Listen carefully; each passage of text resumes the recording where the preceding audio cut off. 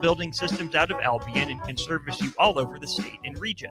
If you have interest in a steel building, post frame building, or fencing, give MWR a call today at 402-980-5273 or go to mwrbuildingandfence.com. This is Lincoln's home for sports talk on the FM dial. Also online at theticketfm.com. On the internet. KNTK FM Firth, 93.7 The Ticket. Advanced Medical Imaging is hosting their third annual Breast Cancer Awareness Walk on October 11th at 7601 Pioneers Boulevard. Hear inspiring stories from survivors, enjoy local food truck vendors, a live DJ, and other family-friendly activities as we unite to bring awareness about breast cancer. Check-in begins at 8:30 a.m. with the walk starting at 9. Register your team today for Advanced Medical Imaging's third annual Breast Cancer Awareness Walk online at amimaging.com. Let's walk for those we've lost, for those still fighting, and for a future without breast cancer. Big news, Nebraska. Love Omaha is now Love Nebraska. This is more than just a new name. It's a tribute to what Nebraska represents in the world of volleyball. It's still the same team with the same mission, led by players you know and love. Now backed by a new ownership group led by Jordan Larson. As Love Nebraska, they're entering an exciting new chapter, pushing for a championship title in 2026 and building new opportunities for the next generation of players across the state. They want you with them. Let's show the world how Nebraska plays volleyball. Join the movement at lovneb.com and sign up to become a Love Nebraska Insider today. Hi, I'm Casey Oddie, and I'm the Retail Banking Manager at your local Midwest Bank branch on 70th and Pioneers Boulevard.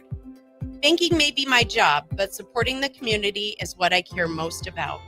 Whether I'm showing up at local events, partnering with schools, or helping people reach financial milestones, I am proud to be a part of what makes Lincoln strong.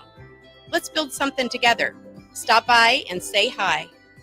Your community, your bank, Midwest Bank. Member FDIC.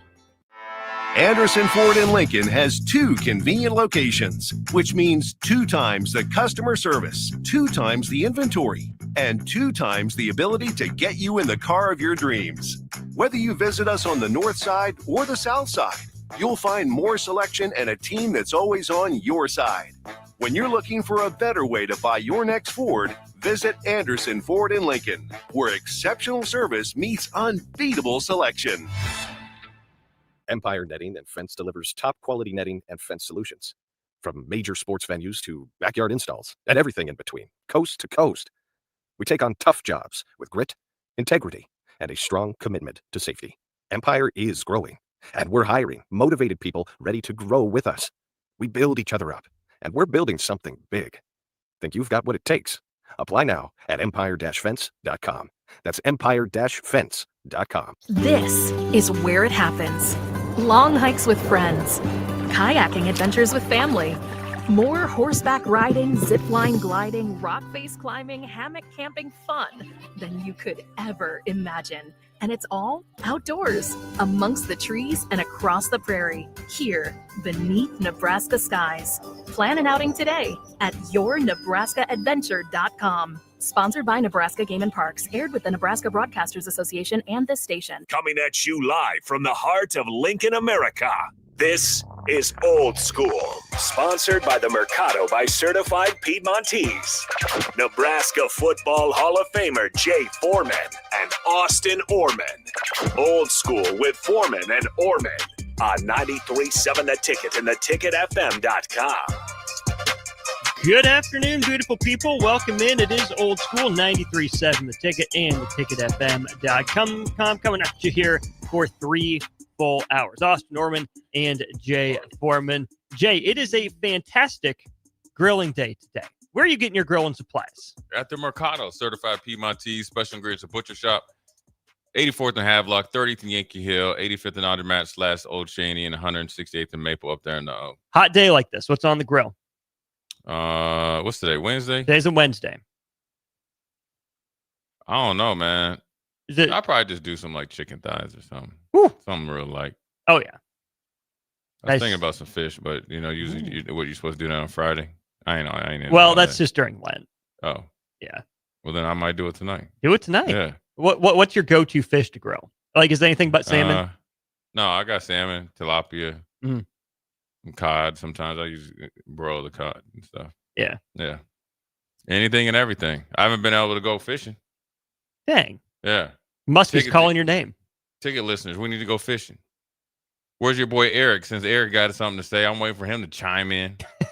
Eric always has something to say. E-Rock. Eric, you were just here approximately 27 minutes ago for Bach in the Black Shirt. We can see your text message history. So if you're going to say something, now is the time to say it. Get it out of the way. Oh, here we go. Eric, I did some tasty brats and baked potato on the grill last night. You know what, Eric? You just Eric is like Nick Sander. Right when you hit the depths of hell, you come back like Return of the Jedi. That's what I'm gonna put on the grill. I like brats. Yeah. I like it. Yeah. Straight regular brats, your jalapeno brats, cheese brats. No, I like the straight. I ain't with all that other stuff in there. I used to be against the cheese brats, but they're growing on me. They really are. I found a couple good ones. Now, do you like yours? Do you like yours cooked like crispy? No. You like it? I like them with the grill marks on them. You can tell that they were grilled. Yeah. But I don't need them crispy. I don't need them charred. Absolutely not. I like mine it's not charred, but I like it a little bit more done than yours. I mean, I want my brat cooked. Yeah. It's not like a hot dog where it came pre-cooked, right? But I like some people just like I want it barely, like medium. Like just done barely. I like mine done. I don't necessarily love to taste the smoky grill stuff that kind of burnt at the end for my first and last bites. Yeah, like you need the grill marks. You know, you need to be darkened, but I don't need all that mess on the end. Same thing with like my marshmallows for s'mores. Like get them golden, maybe brown. Yeah. But once you stick it in the fire and it comes out black, that's not a marshmallow anymore, and you've overpowered the marshmallow. Yeah. Don't burn it. You know, I had a family member, probably the main reason I don't talk to them anymore. That literally likes burnt toast. Bruh. And I didn't know there was people that like burnt toast like that. What's the benefit? I don't know. Yo, I can't. They were down. They were down at my house, right? And I was doing something, and they were like, "All right, we're gonna make breakfast." Yo, I was like, "The house is burning." They're like, "Oh no, this is why I like burnt toast." I was like, "Are you serious?" Yo, and when I say burnt like this, like can't tell it's bread. Yeah. You must have had a bad childhood. You had to eat that burnt toast. So, the parent make the burnt toast, and you just grew up on it. Right. Yeah. You're telling me they just cranked the toaster to 10, said, no, that's not done enough, and put it back for a second round. Oh, yeah. We can't run it out there. Like, what the hell is going on? Smoke detector going off and everything? Because, my grandfather, when he used to cook for us, or cook for, me and my cousin, he took pride in having the toast, like, done perfectly. We used to cook it in the oven and stuff. It was a little easier, but yeah. The one thing that always set the smoke detectors off at home growing up was bacon. Yeah. Bacon from the oven. It wasn't even smoking. It wasn't even, blackened. Yeah. It's such sensitive smoke detectors. That always pissed me off. Yes, Kip. I toast my buns on the grill on my What psycho doesn't toast the buns on the grill? There's some. But depends on the bun though. A little basting of butter on it. Yeah. Make sure it grills right. Yeah, you gotta get it. Yeah, that's when you really, like the old saying, is cooking with peanut oil. Now, let me ask you this. Do you like the smell of bacon in your house? Yes. I do, too. That must be, come on. Yeah, that's what I'm saying. Come on. I like it. That's just like, that's better than any type of like air freshener. Amen. That's like that's like how they have, what is it, Halloween coming? Yeah. And everybody's got that pumpkin spice. So we need bacon spice. Bacon. Hit me with it. Yes, sir. I'm about it. Yeah. The smell of bacon coming down the stairs, even just like ground beef or like spaghetti, everything's mixing together there in the pan. Whew.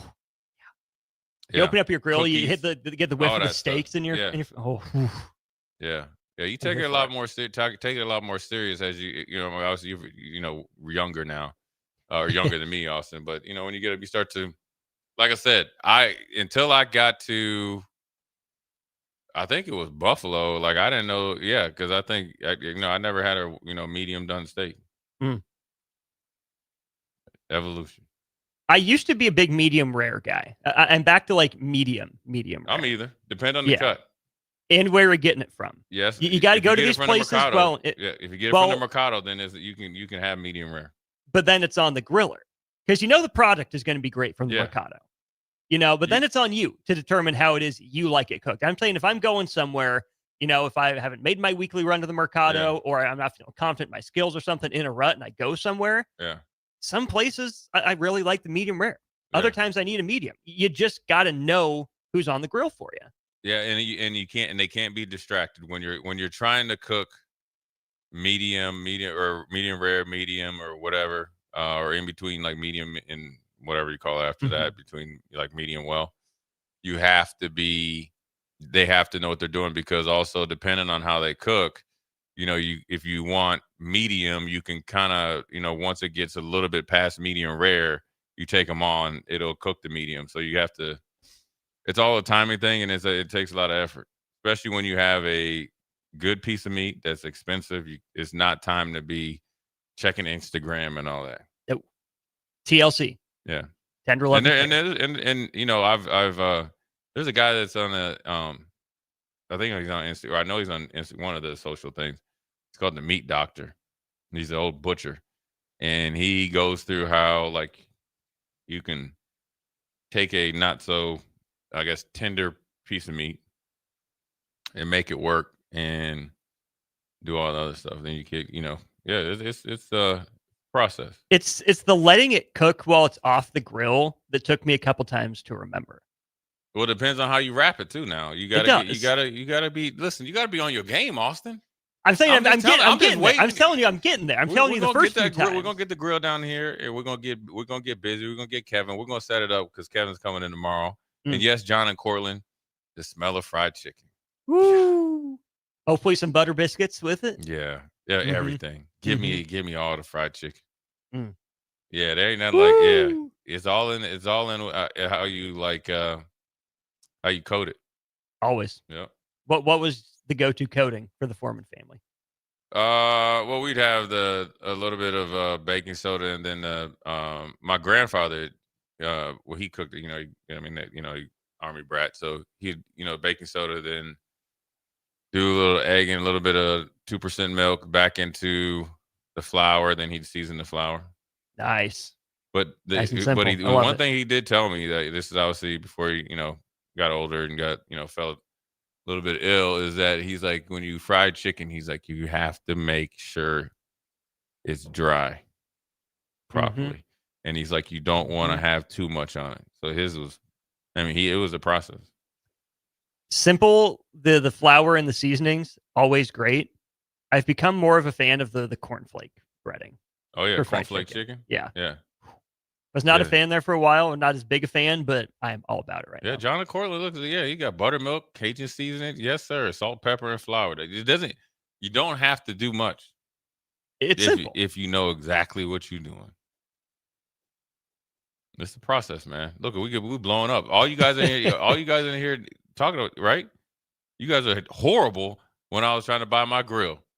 Yeah, but I never got the final verdict on that. Did you make a decision? It was RecTech. RecTech? Yeah. I haven't bought it yet, but it's RecTech. Okay. Decision's been made. Purchase is not. RecTech is coming out with a new one too. And Kevin said he loves the RecTech. So you waiting for the 2026 model? Or yeah. Okay. Yeah. So then you get the 25. I get the discount. I'm buying it in the middle of the winter. What are the features you got with your RecTech? What are you excited about? Depends on what size I can fit. There's one. These things are like way high tech. Obviously, they have the digital stuff on there, and you can do it on the phone. They got the better grease, to keep the grease, and they got the 2 different stations, and then they got a mid-level one. It's pretty, it's all about your setup. It's always about the setup. Yeah. We're obviously moving into fall, into winter. What's the difference between your winter setup from your summer setup? Well, winter is you're just trying to protect your tools. That's your grill. And then the winter, you have to, you can buy like I guess an insulated cover you put on it, so it will heat up evenly and heat up at the same rate, so you can still get good grilling. I like it. But then I bought it like a little propane campfire grill. Okay. So you can get that. You can take that and get 2 of those. Get you a table. at the very edge of the garage, throw the game on, have me some nice little libation from Meyer Cork and bottle there, 13th and South, and then you can get a little space heater, so you just right at home. I have a propane grill, and I've had the same grill since we moved into our house in April of 22. It would have been. Yeah. Not that I grill every night, but I've grilled often enough that I'm kind of surprised that I haven't needed to refill my propane tank. Am I running on fumes or something? No, you must not have opened I did, because everything grilled. I don't know. You must not have opened it up, the nozzle up to full steam. I don't know. All right, we're going to bring Luke from the mill in here on air, because Luke, just take this one right here, just between the two of us, real quick, because we got this from John in Southeast Lincoln. We are talking about buttering your hot dog buns, your hamburger buns, whatever it is that you're going to put on your grill. And John says, speaking about butter, have you guys ever put some butter in your coffee? It will change your life. Luke, walk us through the thought process of butter in coffee, please. This is a sensitive subject. I don't think butter belongs in coffee. However, there has been instances where I put whole, like heavy whipping cream in. Yeah. That's pretty close to butter. But I don't know why you would just go a little bit further to do butter, because you get that, that little bit of funk the butter has, that little saltiness. Yeah. And it, pools on the top. I don't know why you would do that. So you're telling me you can attest that you have never once put butter in anyone's cup of coffee at the mill? At the mill, no, I have not. You wouldn't do it unless someone specifically requested it. Oh, I wouldn't do it even then. That would just be, I think, abominable, to be honest. So yeah, I couldn't do it. I'm sorry to the listener who's all about it, but I don't know. That's just a bridge too far. I think it perverts the good coffee. Because it's one thing if you do cream or milk, right. You got your dairy, but right. It's not a cured dairy. No. It's not churned up. It's not it's not safe in the fridge for 3 months. Do people keep butter in the fridge for 3 months? My mind was blown when my wife started leaving the butter out on the counter in the butter dish, because I was always a big tub of butter family, country crock or whatever. It goes back in the fridge. But my wife grew up with the butter dish and the stick of butter. And so I was out on the counter. That didn't sit right with me for a while. Like, I get that it was like, I've never done this. We just used a stick of butter. We just had the big tub growing up. That's what I was used to. Put it back in the fridge. How you butter your toast, man? Yeah, you got to have it painstakingly, slowly. Exactly. When it's on the counter, you don't even have to worry about falling it out. It's just the right spreadability right there. I guess. Not for coffee. Not for coffee. What's going on at the mill, by the way, Luke? Give people a quick update. Oh my gosh. Well, we're going to have some new seasonal drinks coming by toward the end of this week or early next week. We have a new flavor that we've never tried before in a couple drinks. Can you spoil it? Oh, I can. I can't tell you the drink yet, but I'll tell you the flavor. It's going to be apple butter flavor. Now, I know we said no butter, but we all know apple butter is just ground up. Yeah, it is not butter. It just has the consistency of room temperature butter. So that, along with our normal pumpkin pie latte with pumpkin puree, always a good standby. We'll have that as well. So hopefully after this weekend, when the weather starts chilling off a bit, come in and get your fall drinks at the mill. What are your Saturday hours? Husker game days. People are milling about downtown until the Huskers hit the road in mid-October. They got another month of home games before then. What are the Saturday hours? What's the plan for people? Saturday hours are from 8 a.m. to 1 p.m. Occasionally we will keep it open a little bit before, just about a half an hour before kickoff if it's a 2:30 game. So we like to try and be able to get some people walking by before they get to the stadium, get them a nice cold granita, especially on these last few warm days. And we'll try to keep her open till then. It's a plan. Luke, appreciate your insight. My pleasure. Thanks, guys. Absolutely. We'll keep the conversation going here on Old School real quickly here, Jay. So I saw this from, funny enough, some Kentucky basketball fans. They're talking about their top 5 moments for Kentucky basketball since COVID. Not ever, just since COVID. And that got me to this question. Is Akron a top 5 Nebraska football moment since COVID? Dang. The list that I could come up with, well, you think it might be, but that's not something to be happy about. That part. The 5 that I came up with that I would hope were better than Akron. The first half versus Colorado last year, and maybe just the whole game in general. Kind of a big deal. Hiring Matt Rule I think is a bigger moment than beating Akron. Beating Iowa in 2022, final game before Matt Rule was hired. Beating Wisconsin last year to get bowl eligible, and the bowl game. And the Dylan Raiola commitment. Oh yeah, for sure. Yeah. No way that. And plus, and then you have another one is winning the bowl game. Yeah, that was my first cut. Yeah, yeah. I don't think it's top 5. It shouldn't even be in discussion. But I think it speaks to your point that for some people it might be. Man, I'm going to tell you this. I've had more people talk about, man, we scored points like in the 90s. And I'm like, okay, yeah, okay. Yeah.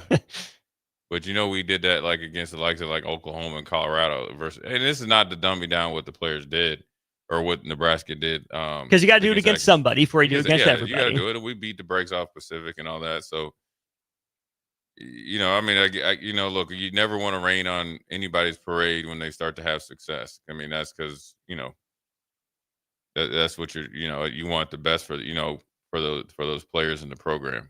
But it's not really a comparison. But I think you got to go. This era of Nebraska football, in my opinion, it's been changed over, but this is actually this is a new deal here where, obviously a lot of, social media and all that stuff. And it's new first because you haven't done.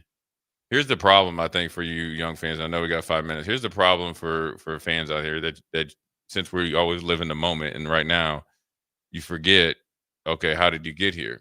So systematically an effort was made to essentially minimize the 90s, but then also really take down what the standard was, right? Then they were like, oh, we kind of overshot the runway. We were really down here, right?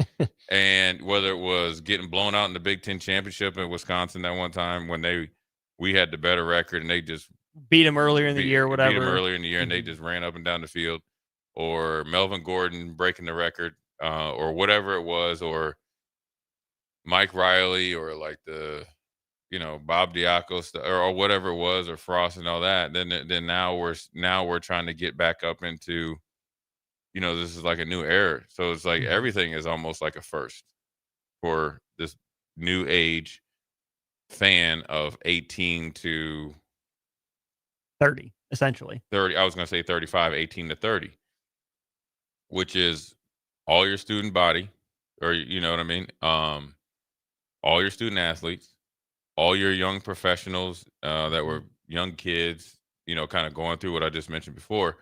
So this is like the new, like everything's new. So Nebraska's never really had a passing quarterback. You had a few, like Zach Taylor with Joe Gans, but they were like a lot of empty yards, right? Whereas like if things go the way they should, Dylan might be the all-time leading passer here. I'm assuming for sure if he stays 4 years, right?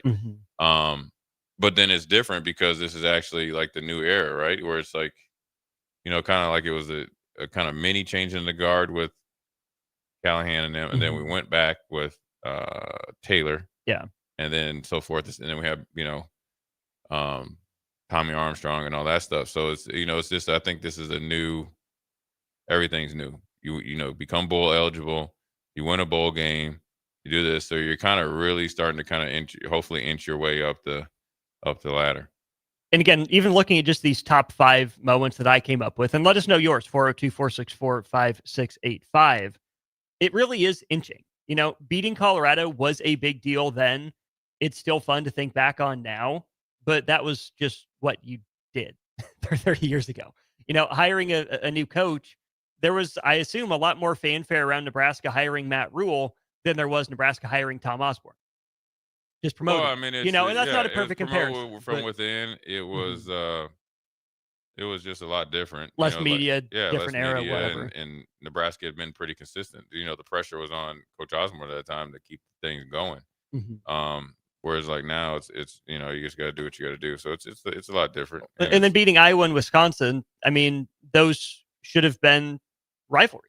Iowa, you can still say is, but neither one of those series have been back and forth. And sure, every team has their run, in a rivalry, in a matchup. But you would think that most decades it's, 6-4 one way, probably 5-5, maybe 7-3 if one team's pretty down.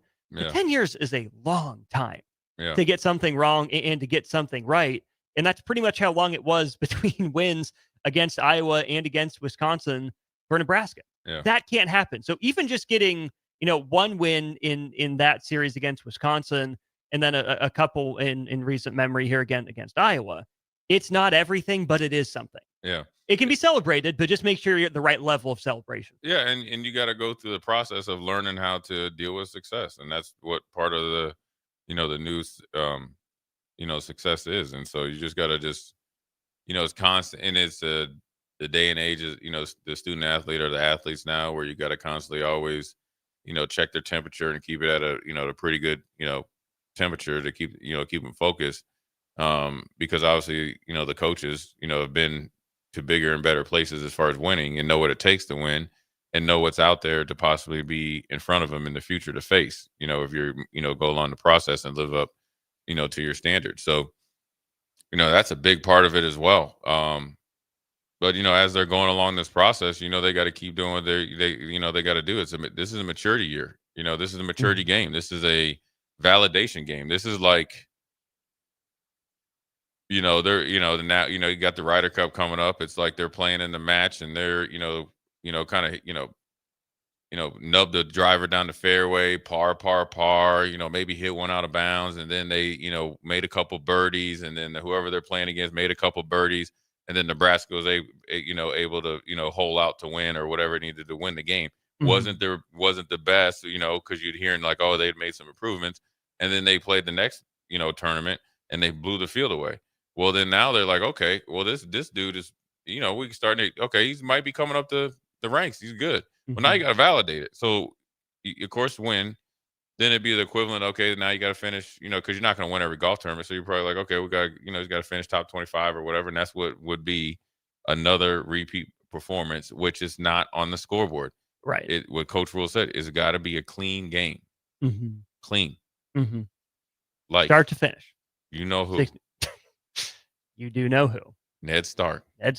When you stick the dagger in the heart, he wants to have as minimal cleanup as possible.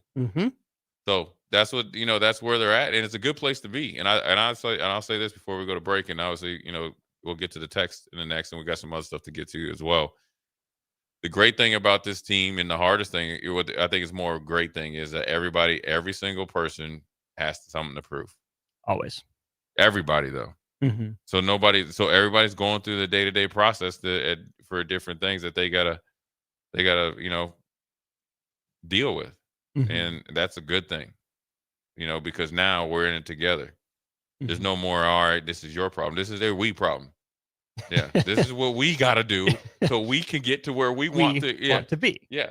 Where they want us to be, but mostly where we inside these walls we have to get it. This is a got to have it. So anyways, first segment here, Jay Foreman, Austin Oerman, come back. We'll talk a little bit less grilling. But maybe more grilling. Hey, I'm always down for that. The people loved it. Maybe we should give the people what they want. I'm down for it, man. It doesn't matter what it is. Are you mature enough to grill your vegetables? Is Nebraska mature enough to avoid a trap game against Houston Christian? I like that. You know what? You slicker than you look, man. More at 3:30. You're listening to Old School with Jay Foreman and Austin Oerman. Download the mobile app and listen wherever you are on 93.7 The Ticket and theticketfm.com. I can't believe I just scratched that card. Find my insurance card. Dude, what do you have in this glove box? Ew, are these socks dirty? Oh, forget about the socks. I need my insurance card. Just pull it up on the State Farm mobile app. But I can do that? Oh, hey, I can do that. Yep, it's called service. I can file a claim on here, too? Yeah, it's called service. Whoa, I can call my agent, too? It's called service. Call your local State Farm agent, Vinny Krikak, today at 402-474-1173. A fall aeration by Judson Irrigation will help maintain your lawn by maximizing the effectiveness of your watering and fertilization. Judson will flag the locations of your sprinkler heads, followed by a deep core aeration to give your lawn the breath of fresh air it needs. Schedule your aeration today. Your lawn will love you for it. Let us aerate today to ensure a healthy head start for your lawn next spring. Go to judsonirrigation.com or call Judson Bylene 402-420-6277. Are you looking to upgrade or improve the garage door on your home? This is Cameron Hall of Doors Plus. At Doors Plus, we guarantee to offer a wide selection of options from 5 leading garage door manufacturers as we deliver a free estimate, exact measurements, and rapid installation with a 3 to 5 week time frame. When you choose Doors Plus for your residential garage door needs, you'll work with our experienced technicians and be ensured that your new door seamlessly complements your home. Give us a call at 402-590-5800 or visit us online at doorsplusllc.com. Doors Plus, garage doors, and more. Advanced Medical Imaging is hosting their 3rd annual Breast Cancer Awareness Walk on October 11th at 7601 Pioneers Boulevard. Hear inspiring stories from survivors, enjoy local food truck vendors, a live DJ, and other family-friendly activities as we unite to bring awareness about breast cancer. Check-in begins at 8:30 a.m. with the walk starting at 9. Register your team today for Advanced Medical Imaging's 3rd annual Breast Cancer Awareness Walk online at amimaging.com. Let's walk for those we've lost, for those still fighting, and for a future without breast cancer. Experience the Landmark difference with the next level of dealer support. Landmark, your local John Deere dealer, continually works to have parts on hand the first time you walk in the door. Our internal route system means we can get the parts to you typically same or next day to keep you up and running. At Landmark, we understand time is money. Get more uptime with our after-hours parts and service support on the phone or in the field. Stop by your local Landmark today to experience the Landmark difference. Hi, I'm Casey Oddie, and I'm the Retail Banking Manager at your local Midwest Bank branch on 70th and Pioneers Boulevard. Banking may be my job, but supporting the community is what I care most about. Whether I'm showing up at local events, partnering with schools, or helping people reach financial milestones, I am proud to be a part of what makes Lincoln strong. Let's build something together. Stop by and say hi. Your community, your bank, Midwest Bank. Member FDIC. John Henry's has a brand new membership club to protect your entire home in one program. With a VIP and a deluxe option, we will help you find the plan that best fits your needs. Receive discounts on services and equipment, priority service, complimentary inspections, and so much more. Protect your home's plumbing, heating, cooling, and electrical systems all in one membership. Call John Henry's to learn more. 435-5555. John Henry's Plumbing, Heating and Air. And electrical. M Suits Clothiers, Lincoln's favorite men's store. Family owned and operated, located 1 block south of 56th and Pine Lake Road. Go bold this summer and fall with endless possibilities. Stop in now for the best selection on sweaters, outerwear, suits, sport coats, dress pants, and dress shirts. M Suits Clothiers, your menswear store. Big box stores are tempting for buying equipment for your high schooler in sports or for yourself in your sports leisures. But buying new is awfully expensive. Why not go somewhere with new and used options? Play It Against Sports has quality, slightly to gently used equipment, and 50% of their inventory is actually new equipment. And it's more than baseball, softball, and golf. They also have equipment for disc golf, fitness, hockey, and more. Plus, they're always buying products. Bring your gear you're done with and get trade money on the spot. Play It Against Sports at 48th and Vine. For remote starters, audio upgrades, and more, there's only one place to go. Auto Sounds of Lincoln at 48th and O.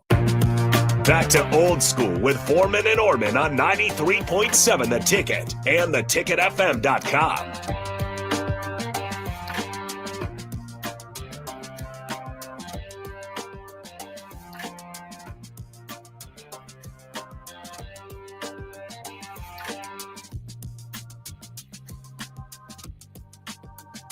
Oh, we're back here on Old School, Austin Norman and Jay Foreman. All right, Jay, let's get back to the grilling. People seemed to be interested in that. We'll talk some Husker football sprinkled throughout as well. We might have to just talk people through it, man. Just get on the grill. You got to do it like, I don't know, like, at some point in time. We've been through the bratwurst. We've been through the burgers. Talked a little bit of fish.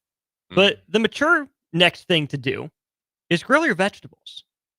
What are the vegetables that are Jay Foreman's go-tos on the grill? Oh, mushrooms. That's a superfood. It is a Just superfood. to help you guys out there that need some help. Superfood. Onions. What kind of onions, Jay? Both. I do white onion. I do white, yellow, or red. Do they make you cry? Nope. You gotta cut the eye off and then put cold water on it. Mm-hmm. I'll do some potatoes on there. Ooh, grilling Susie, potatoes. Oh yeah. Never seen that. Oh yeah. I like that. Just depends. I'll do. How are you chopping them? I'll do. Well, I do it different. I mean, depends. Like if I'm making, I'll make breakfast potatoes on there. I can't give you that. That's proprietary. That's one thing my dad does significantly better than me, and he tells me about it the whole time. Every time. But I try to do it. So I do some breakfast potatoes on there, but I slice them. I don't cube them. I'll do some zucchini and stuff like that. Ooh. Yeah, I do it. My wife's a big zucchini squash person, so that's the bulk of what I've grilled. Yeah, I'll do that. Asparagus, yay or nay? I do my asparagus. I'll do it on the grill, but I like doing it in the oven. I'm just not an asparagus guy. You like broccolini? It's fine.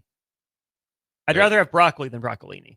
Yeah, I like broccolini. You gotta put a little lemon juice on it, maybe a little lemon pepper. Then you gotta you gotta put a little gloves on to get in there and massage it in there. We have a couple votes for corn.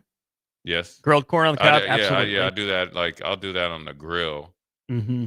Not on the Blackstone. Yeah, no. Yeah. I get grilled corn on the cob, but I do also like grilling the corn and then like taking the knife, peeling it off the cob, and then you just have the grilled corn just on your plate. Oof. Yeah, there's all the. I mean, there's plenty of ways to do it. Mud Dog says mushrooms are not vegetables, Jay. Then what are they? They're a fungus, but for all intents and purposes, well, they're a vegetable. I like grilled mushrooms. We have bacon wrapped asparagus, as well as potatoes, green and red peppers, onions, and mushrooms. Yeah, all that is on the table. Old Dad 34, cut a potato in half, put all the bell peppers in between it with butter, and then wrap it in tinfoil. Cut a potato in half. Bell peppers between the halves. Butter. I've never done that before, but I'm willing to try it. Ooh. Balsamic vinegar glaze goes on all my grilled veggies from Brussels sprouts too. Ooh, we did get firecracker Brussels sprouts from Unmasked Texter. Yeah. Ooh, Murph, fresh pineapple on the Blackstone. Oh yeah. That's you gotta have a nice drink with that though. Probably like a Foreman's favorite. Yeah, you gotta have a little, maybe a Paloma or something like that. A little vodka cranberry. Light, refreshing. Yeah. Mm-hmm. Yeah. Yeah. Yeah, but that's good though. John in Southeast Lincoln, Mr. Butter in his coffee. I'll never forget the one time I was grilling some bratwurst out on my deck. It was so smoky that one of the neighbors came over to see if my deck was on fire. I could barely see my grill. That must have been. It must have been like a cleaning issue, right? Must have been. Yeah. Or those bratwursts were well done. Yeah, or they, sometimes like with the bratwurst or how they're wrapped, if you're grilling them and they're like the juices are coming out too much, it'll kind of like make you flame up. That's the only bad thing that I do not like about a gas grill. The drips get down below. Yeah. So then you got to really, it's very, then it's, but it takes a little bit longer for charcoal. But I think the newer potential, they got the gas grills that are, or whatever, pellet grills where you can grill, smoke, and do all that. Or they got everything into it. Then I think the temperature control is a little bit easier. We did have, Ben says Blackstones are a waste of propane. Just use a regular griddle. Well, that's what a Blackstone is. Right. It's just the brand name Flex. And it's probably bigger. Much bigger. Yeah. Now there is things that where you can get a grid, like just a griddle, and put it on your gas grill. On your gas grill. Yeah. I need to look into one of those. It's a game changer. It opens up your whole life as far as grilling. Possibilities exponentially grow. Yes, it does. You go from amateur hour, you go from like B movies to like you're almost hitting big time. And then once you start getting on the grill and start trying stuff, I mean the biggest thing with grilling is trying it. You gotta be you're gonna fail sometime. You're not gonna get better if you don't go out and play. Yeah, and you gotta try. Just don't be safe. You gotta try new stuff. Not going back and forth. Focus on it. Yeah. That's sometimes where I fall. I'm tempted to. No, obviously I'm trying to, I gotta keep my, cholesterol down and all that. Man, every time I look, there's these little, like, these to fry stuff. There's like fryers that you can put in your, you just reel it out there. That's the wrong thing for me to have. Ooh. I remember my family had a fryer growing up. We only used it like 2 or 3 times a year. Yeah. It's always a good night when that was coming out. Yeah. It was fried chicken. It was mozzarella sticks. Yeah. Or low-key favorite. Don't know if my mom's listening right now or not. Sopapillas. What's that? It's like a Mexican dessert of some sort, Spanish dessert of some sort. Super simple.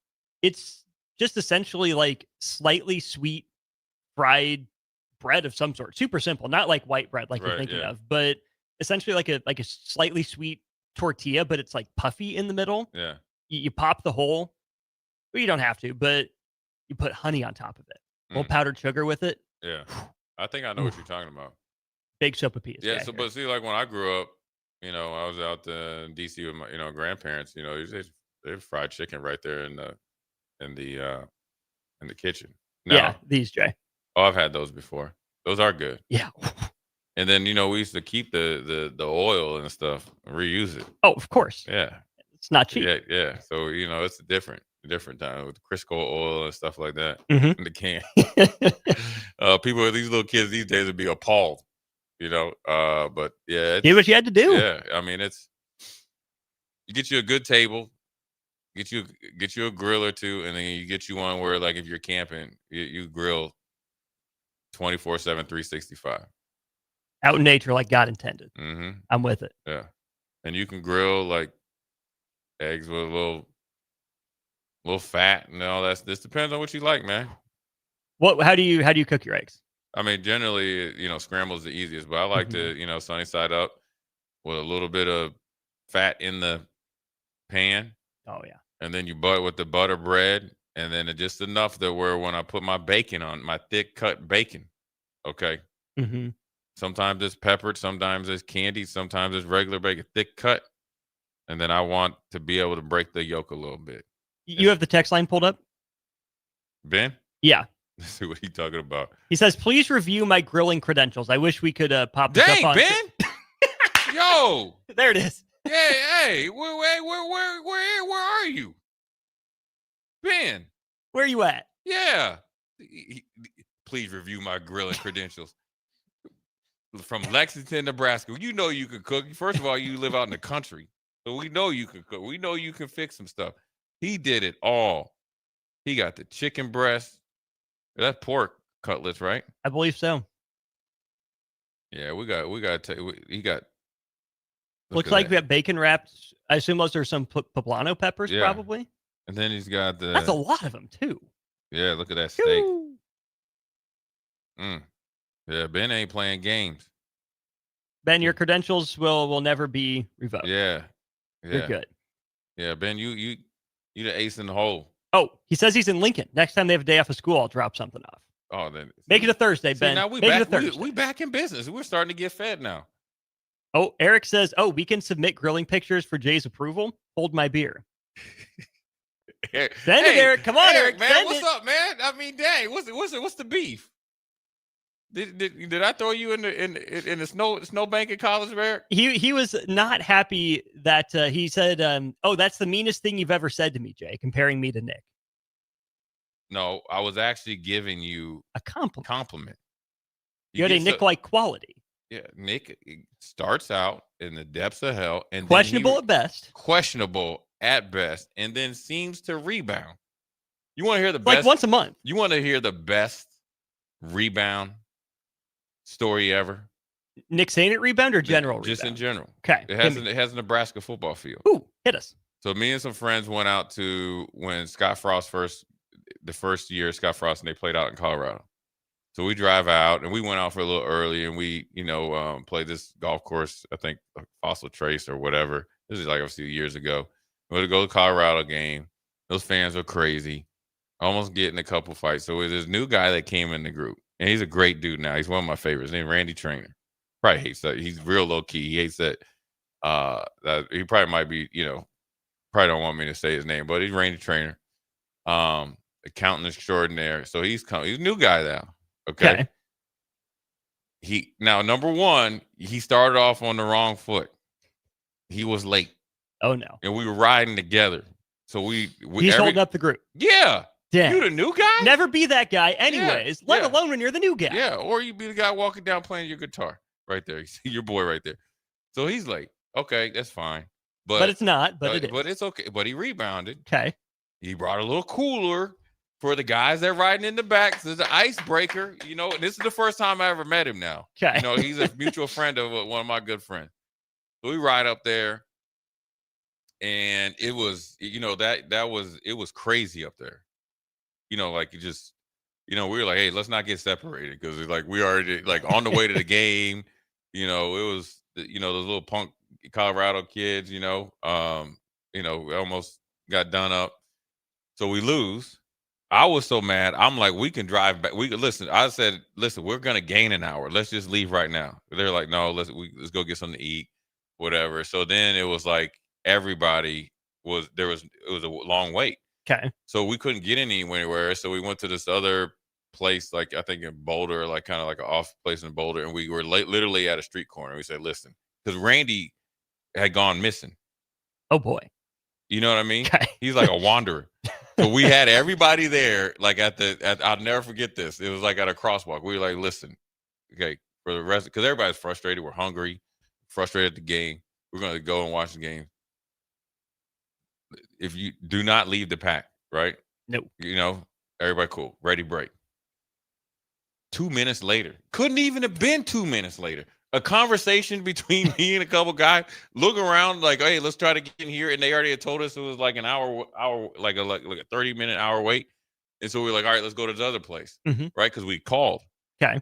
No Randy. Randy, where are you at? Hey, immediately. I went to my man Aaron. I said, "This is your boy. This is it. This is the last time. And I was like, we were all like, this is on you, right?" Well, then we're like calling him, and there was no cell phone service. Like it was just bad. And now we're hot. Now we're like, we can't leave him. Even though he deserves it, we can't do it. We were walking down this little place. This little dude that was doing karate wanted to like fight us all. And then we're about to go like left. Then out of nowhere. Like out of the crowd, like where like Return of the Jedi, like to go into the place that's like crowded. Randy comes out, hey, you guys, I got a table. Now we no way, yeah, like out of the crowd, like jumped up, hey, I got a table, guys. It's Randy, new guy. Okay, so he's like, there's like 8 of us. He's like, oh, I got 2 tables. Don't worry about it. Right. So he must have known he was in trouble. Because we were contemplating not going in because we was mad. We were hot, right? There's Randy. So we go in there. Not only does he have a couple tables at the front, prime time position, 2 TVs that we can see, like our own spot in a big old like sports bar restaurant.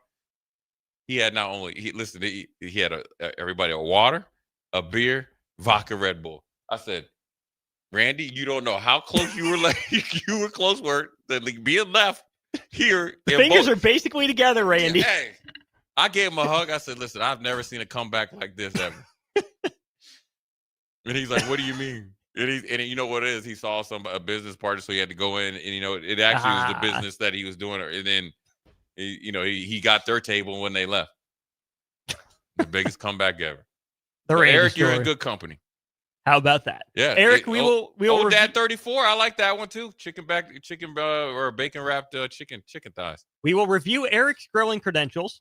Ham and Beans has something on the docket. All right. And John and Cortland. We'll do that to wrap up hour 1 of Old School. Watch Old School live on Facebook, YouTube, or Twitch. Old School with Foreman and Oerman on 93.7 The Ticket and theticketfm.com.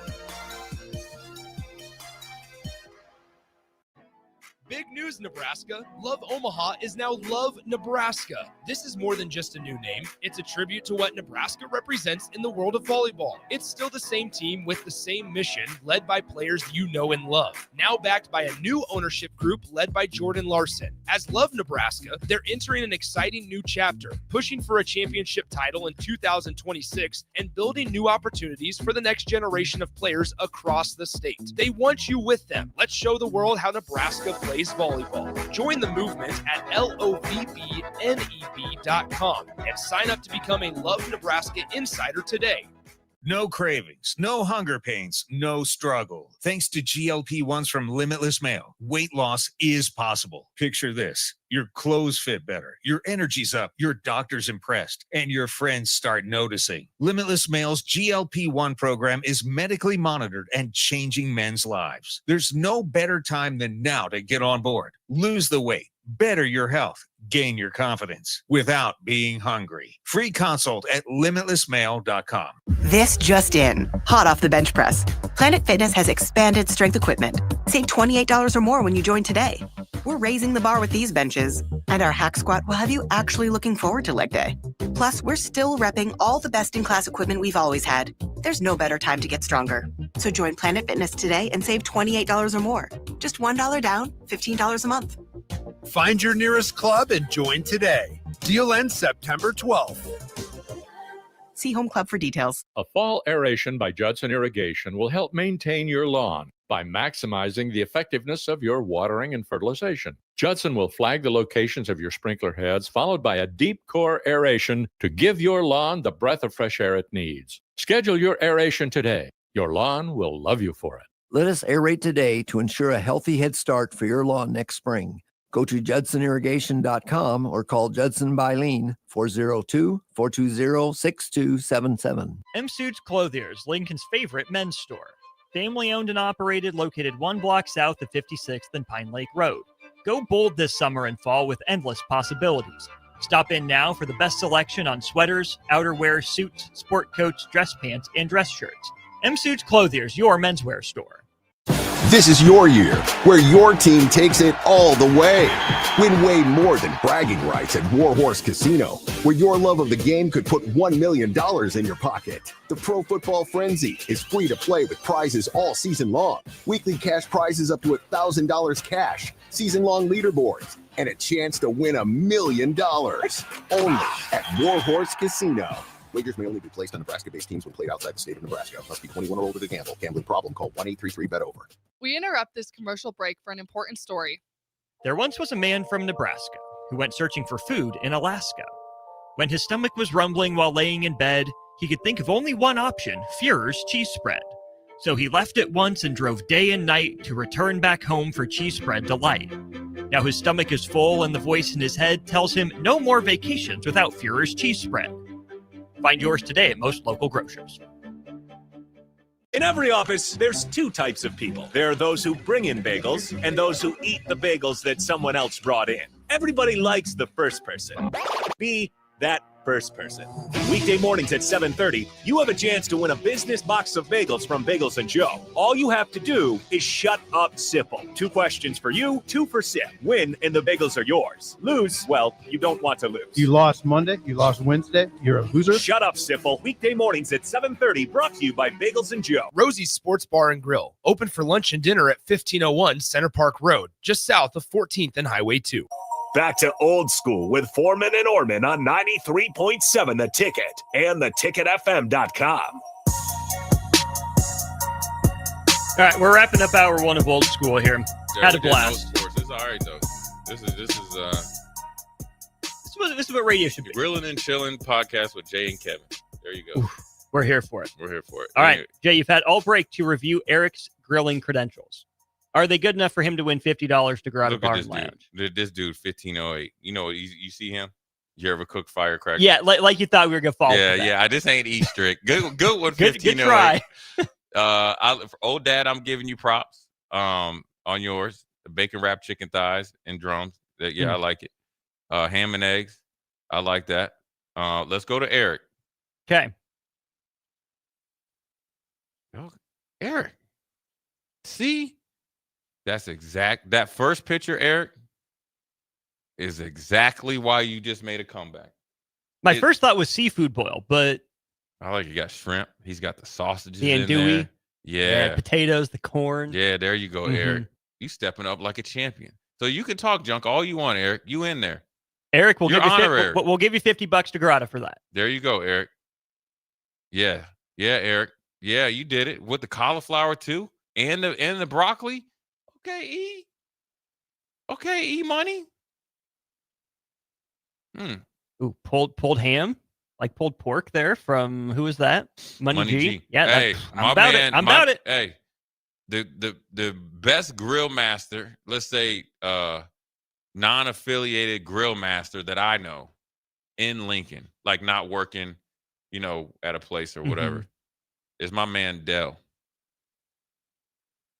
Oh yeah, Dell's got the goods. Yo, I saw him do smoked Spam. Hello. And it looked so good. I texted him, and he didn't live too far away from me. I was like, I gotta stop. I drove over there just to taste. Yo, it was hitting. Hello. How about that? He is number one. Shout now out Mary Dell. Ellen's and all that. They in a different character. Yeah. My man over there in Havelock. Eric says Dell is that dude. He is. What's the my man in Havelock? Chubb. His stuff is hitting. Yeah, his catfish. Mm-hmm. Yo, if you guys get to go over to Mary Soulful Ellen's, Soulful Casino and Mary Ellen's, their fried catfish is for real. Greens. We'll wrap up the hour with this, Jay. Unmasked texter. Why is it impossible to make a good cheesesteak at home? I think it's all about finding the right steak to put on the grill, and you have to chop it up a certain way. The right way. It's either got to be real fine or it's got to be like almost in like strips. Yeah. So however you want. That's what it comes down. It's not. And then you got to have the peppers, the onions on it, all that. You ever had a Chicago dog? I've had a Chicago dog. Do you like them? Not my favorite. I love Chicago. It's not what you're but just having it was good. I was surprised. Cucumbers and all that on it. It was actually good. There's just too much going on. It is a lot going on. It's a lot. Yeah. And let me say it's this. a hot dog salad. It is. It is. I'll have a hot dog salad, please. Light on the mustard. Right. See, my thing with the Chicago dog and a cheesesteak, you can try them at home, but why would you? Those are things that are better from a hole in the wall where they originated. Like, yeah, sure, you can get a cheesesteak anywhere. Like, you can make them at home, and it'll be passable. But part of the allure of finding a good cheesesteak and finding a good Chicago dog / hot dog salad is you go to Chicago and you find one. Yeah. Is you go to Philly and you find one. You go to Pittsburgh even and you find one. That's where they're going to be best. These people that have spent the time, the money, the energy, the effort to perfect their craft. Oh, yeah. John in Cortland says ribeye for cheesesteak. I don't know. I'm out on the Velveeta cheese. Oh, you don't like the block of cheese? Oh, then money. Who is this? Axel Foley? Man, you guys are coming in like champions. Oh, Lincoln Riley is jealous. Yeah. Hey, he couldn't recruit me. I did all I would say, you know what? I would decommit from him right there. And they were like, why? You're a brisket. If you paid one reason, coach. And if you paid somebody for that, then you definitely gonna need to get money back. Oh, the ribs, Jay. Looks like beef ribs there. Yeah. Oh, yeah. Those are the Fred Flintstone ribs. Yeah. Dino ribs. John in Cortland says Philadelphia used Velveeta. Well, then I stand corrected. I did get one. Yeah. Ooh, Axel Foley says he cheats and he uses sous vide though. See, I haven't done. Now that's one I've seen that next level. I haven't done that, but everybody swears by it. They and do. It looks delicious, magically delicious, like Lucky Charms. Yep. Anyways, but even better because it's protein. Yes, sir. Anyways, we're gonna take a quick break. Come back, top it out. We will talk about Houston Christian. Will it be a trap game? And what defines a trap game when Nebraska is gonna win? Is it a trap game based on perception? That means the point differential, or I guess how it looks. Is that a trap game? So Jay Foreman, Austin Oerman, old school to new school way. We'll be right back. You're listening to Old School with Jay Foreman and Austin Oerman. Download the mobile app and listen wherever you are on 93.7 The Ticket and theticketfm.com. Need a tractor that works as hard as you do? Whether you're baling hay or feeding cattle, a John Deere 6M or 6R from Landmark Implement is built to handle it all. And right now, you can get 0% fixed rate financing for up to 72 months on new in-stock models. That's 6 years with zero interest on the tractor your operation depends on. Hurry into your local Landmark Implement or visit landmarkimp.com and experience the Landmark difference. This is your year, where your team takes it all the way. Win way more than bragging rights at Warhorse Casino, where your love of the game could put $1 million in your pocket. The Pro Football Frenzy is free to play with prizes all season long. Weekly cash prizes up to $1,000 cash, season-long leaderboards, and a chance to win $1 million.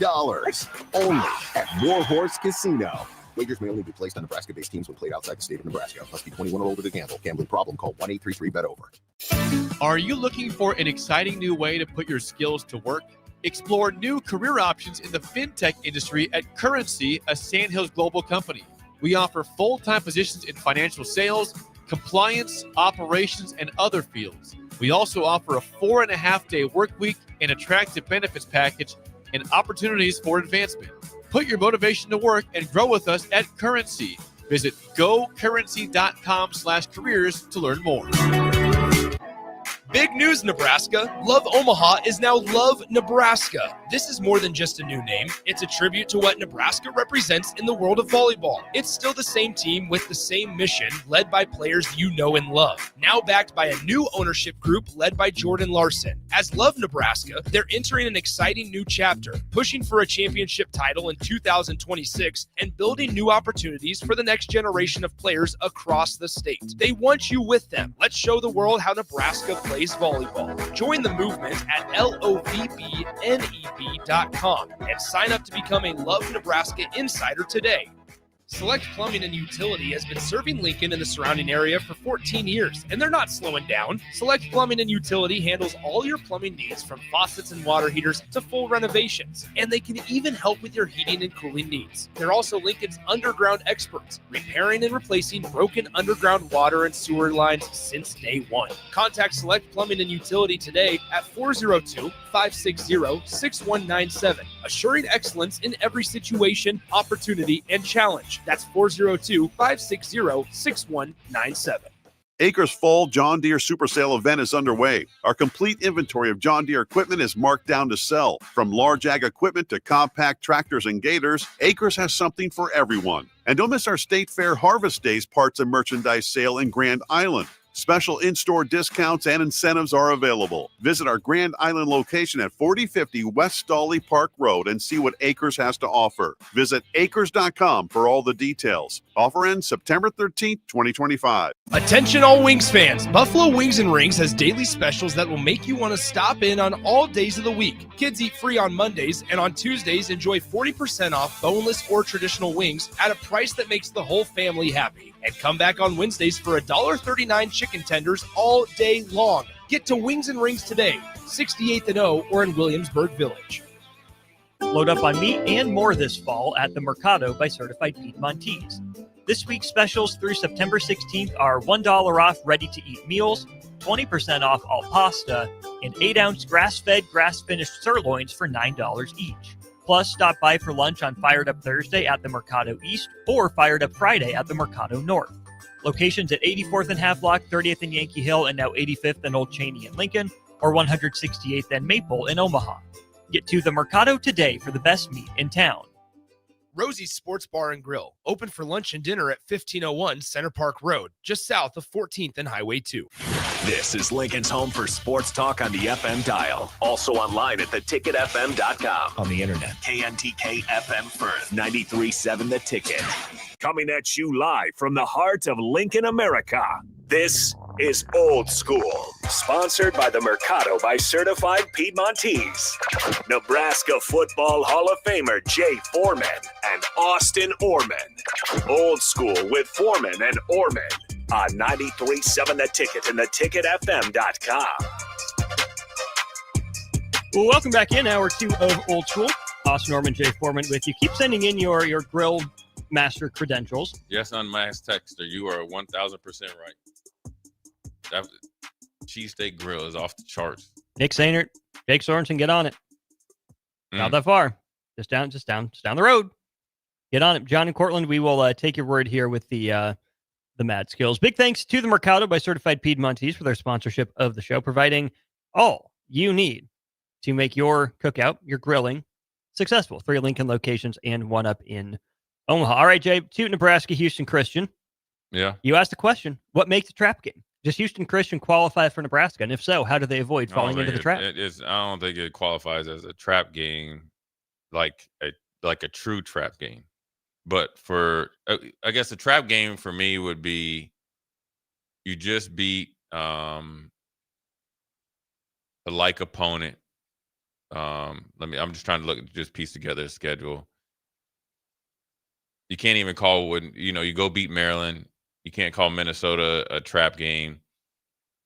Say like you beat Minnesota, and then like in a regular world, say like Purdue's next, and then you have Iowa, Wisconsin, Iowa, or somebody like that after that, or Illinois, like after that, and then they're the trap game where you kind of you can potentially overlook them.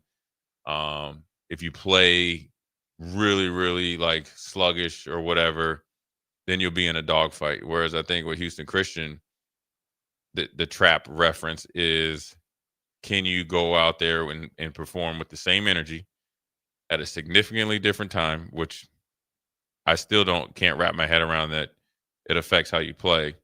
It's an early morning game. It's not a night game. Can you like essentially validate back-to-back birdies, back-to-back wins, and go out there and execute low penalties, good special teams, continue to get better on defense, efficient and explosive on offense. That's the only thing that you can do.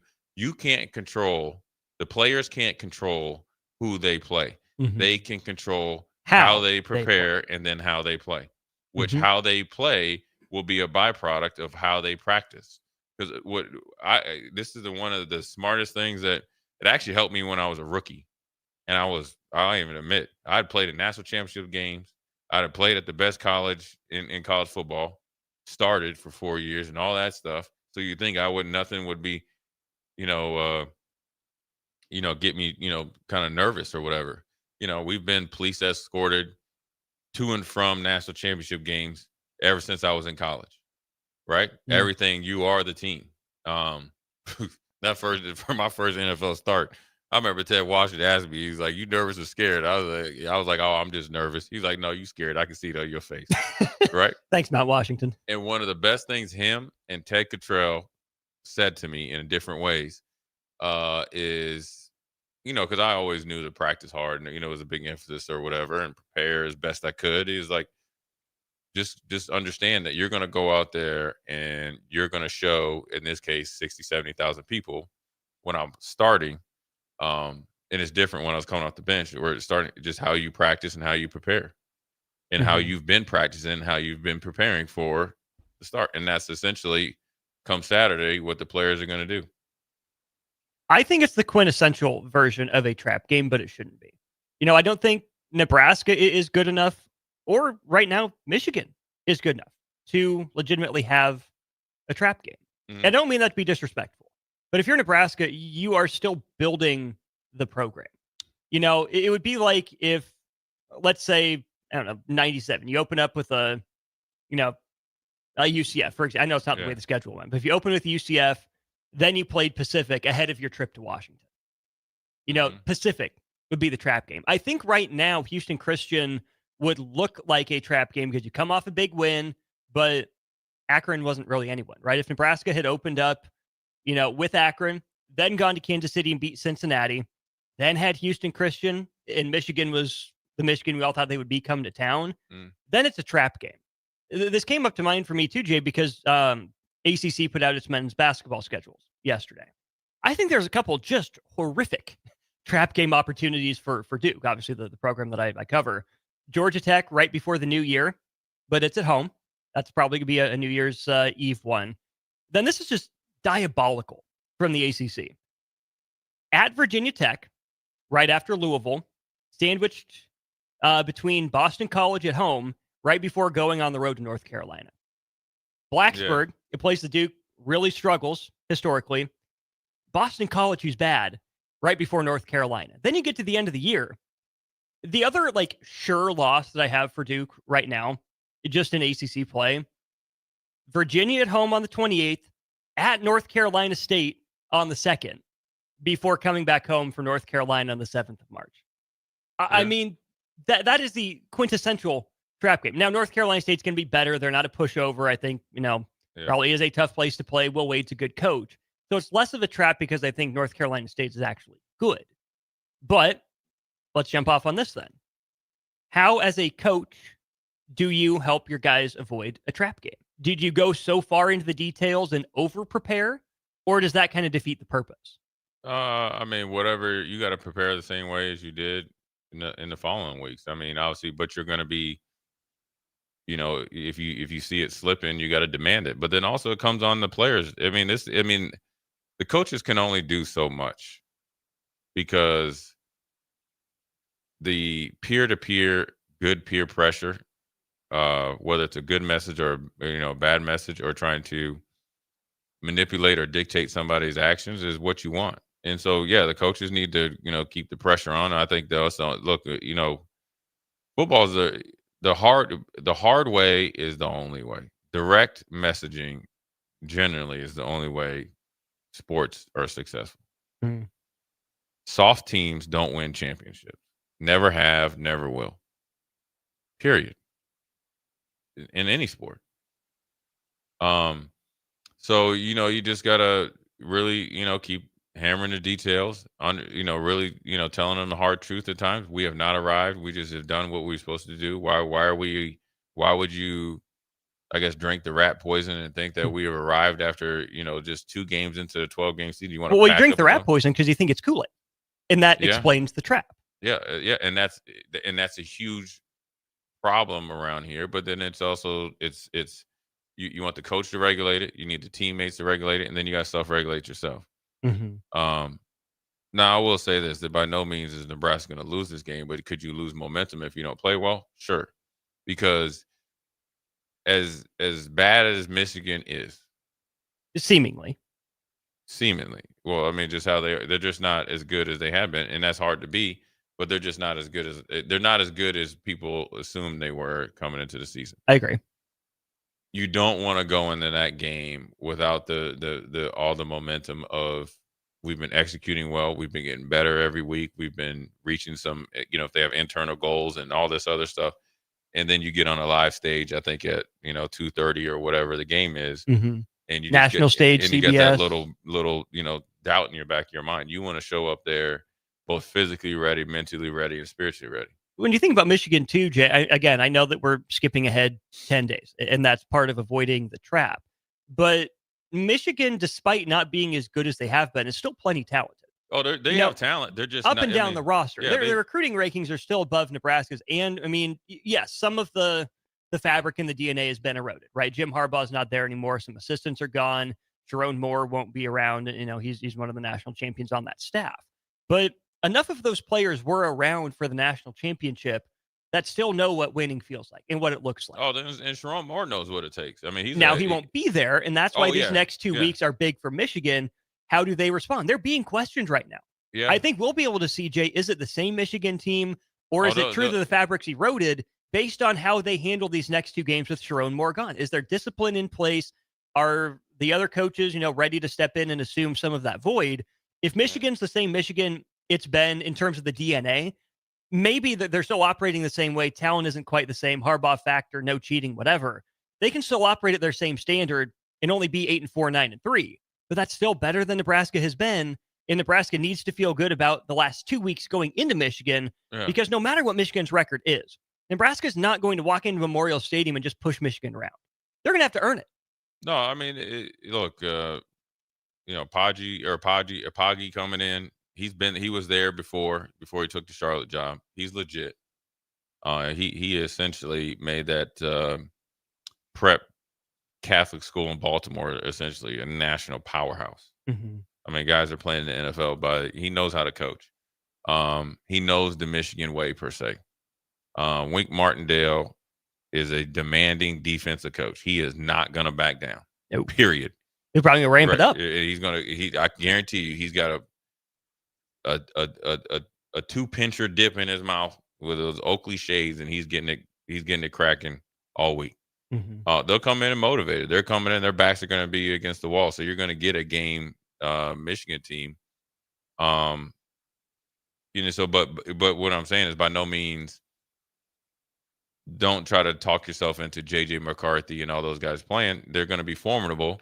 But as you're going to you show up to the game expecting the best version of Michigan. You expect them to be better than they were in a road game, the second game of the year at Oklahoma.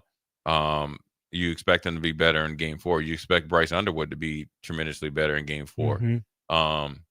And then if you prepare for that, and like you prepare for Houston Christian, then it'll be, it'll go in Nebraska's way. I mean, you're gonna still prepare, play the same way, pad level, finishing plays, echo the whistle. Sure, Michigan will obviously provide, stronger and longer resistance, but that doesn't change how you handle your business. And you're sure it'll be a little bit harder, but all the things that you've done leading up to it in practice and preparation, and obviously the games will lead to an easier path against Michigan.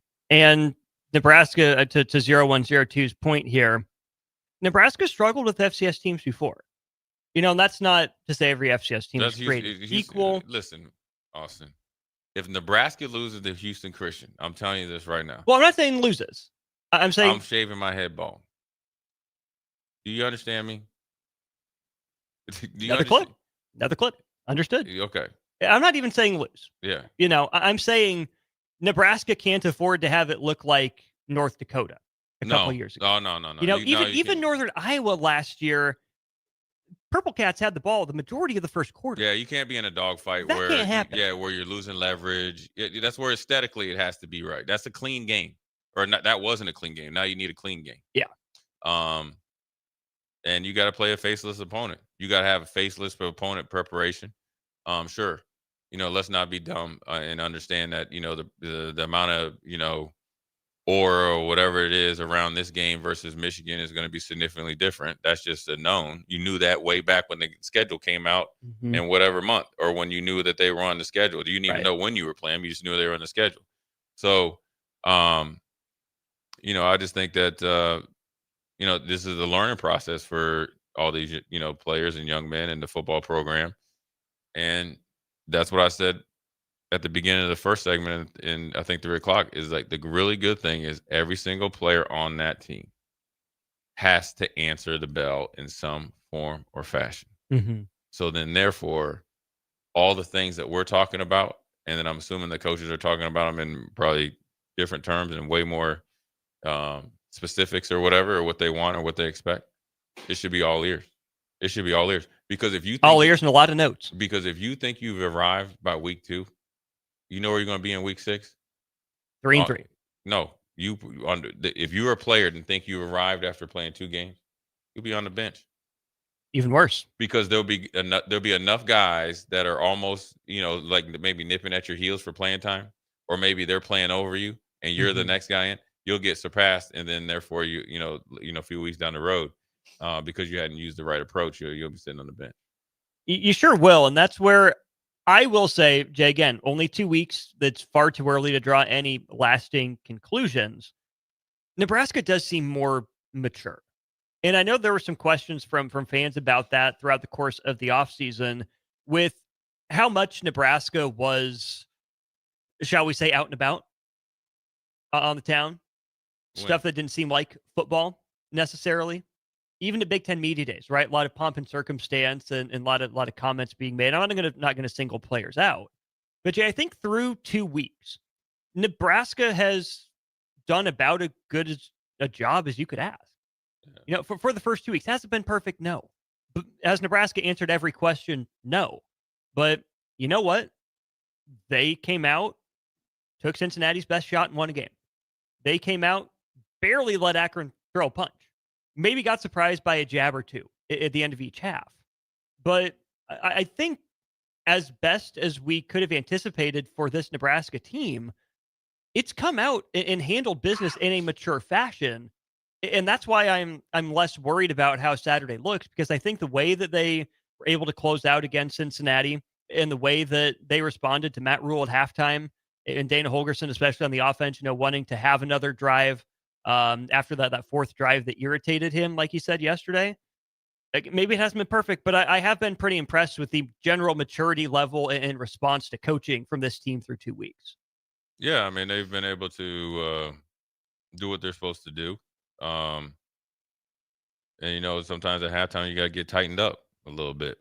And if you're, I think you said it, like if your standard is just being okay with being okay, then you need to get off the bus. And so I think they've been able to do what they're supposed to do. Obviously, the Cincinnati game was probably not as close as you'd like, but ultimately they were able to do what they're supposed to do. And in order to get where they want to get, or like they say, is that where they want to get is that they have to, really handle their business. And we got a texter saying, well, nobody's talking about Houston Christian. They're a legit team. Their first game against Arkansas Baptist, it was 69-0, and then they lost to Eastern Kentucky 20-10 at Eastern Kentucky. Now they come to Nebraska and they play the likes generally of Northern Colorado, Texas, Rio Grande Valley, Northwestern State, McNeese, Southeastern, Nichols, Stephen F. Austin, which is generally or had been a good football team, East Texas A&M, and then Cardinate Word, right? That's where Cam Ward first got started. Right. And where former Nebraska commit and player on the roster for 1 year, Richard Torres, is the current starting quarterback. And he's been balling. There's never a question about the big arm. Yeah, first week. I think one of the main reasons, you don't talk a lot about Houston Christian, right, wrong, or indifferent, because I think this game this whole season, and particularly this game, because you have a young roster and a program that's trying to mature along with the roster and all this other stuff.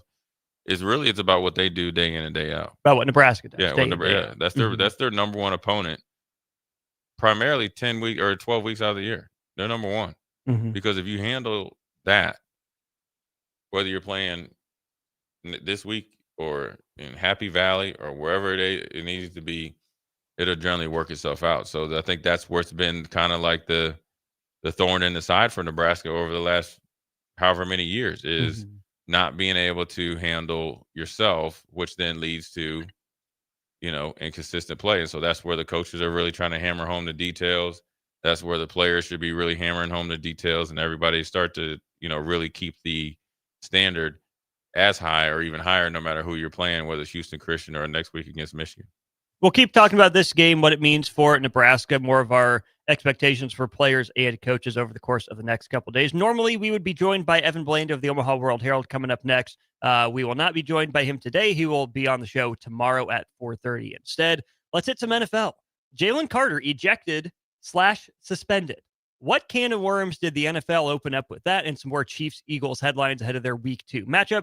That's up next on Old School. Watch Old School live on Facebook, YouTube, or Twitch. Old School with Foreman and Oerman on 93.7 The Ticket and theticketfm.com. Have you heard about Advanced Medical Imaging Surgery Center? Located at 7555 Pioneers Boulevard, Advanced Medical Imaging Surgery Center offers compassionate, patient-focused care and provides outpatient surgery services, making it possible to have non-emergency surgery and return home the same day. Advanced Medical Imaging Surgery Center specializes in cardiology, vascular radiology, orthopedics, pain management, and much, much more. Give them a call today at 402-261-1085 or online at amimaging.com. Make this your best football season yet with help from Limitless Mail. If you're struggling with low energy, muscle loss, brain fog, belly fat, mood swings, it's likely low testosterone, and Limitless Mail can fix that. We've helped over 100,000 men feel stronger, leaner, sharper, and more like themselves again. Don't sit on the sidelines this season. Take control. Book your free consult today at limitlessmail.com. That's limitlessmail.com. Load up on meat and more this fall at the Mercado by Certified Piedmontese. This week's specials through September 16th are $1 off ready-to-eat meals, 20% off all pasta, and 8-ounce grass-fed, grass-finished sirloins for $9 each. Plus, stop by for lunch on Fired Up Thursday at the Mercado East or Fired Up Friday at the Mercado North. Locations at 84th and Havelock, 30th and Yankee Hill, and now 85th and Old Cheney in Lincoln, or 168th and Maple in Omaha. Get to the Mercado today for the best meat in town.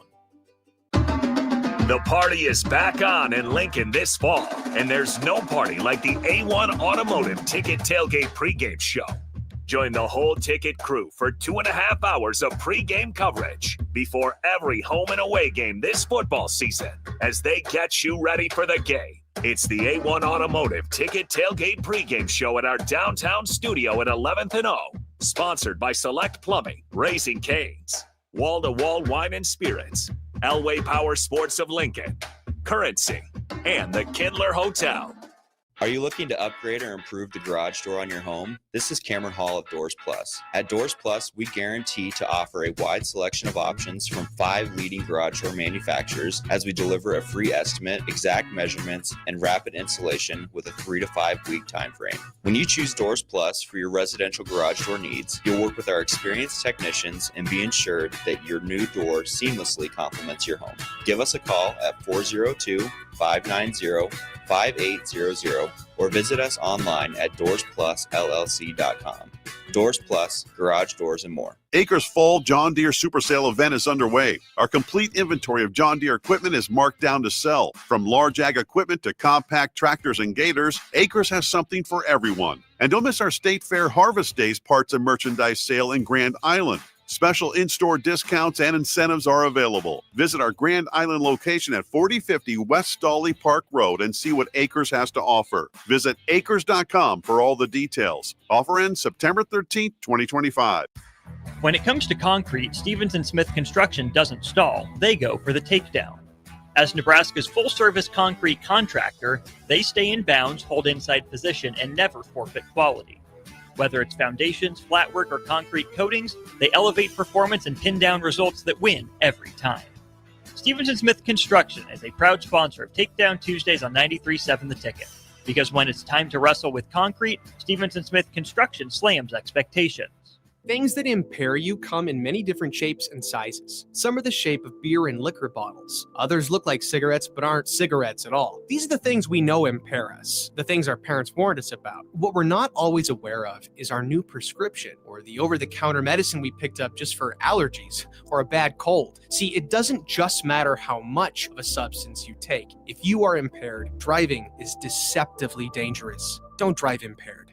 Paid for by the NDOT Highway Safety Office. At Parkview Animal Hospital in Lincoln, it's not just their professional care that sets them apart, but their warm staff and state-of-the-art facilities. Whether it's for a routine checkup or a comprehensive medical procedure, at Parkview, your pet isn't just another number, but a valued member of their caring family. Visit them at PAHLincoln.com today and in person just south of 14th and Pine Lake Road. Parkview Animal Hospital, your pet, their passion for happier, healthier, furry friends.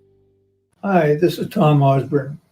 Join me on September 23rd and dine at your favorite local Renza in support of Teammates Mentoring.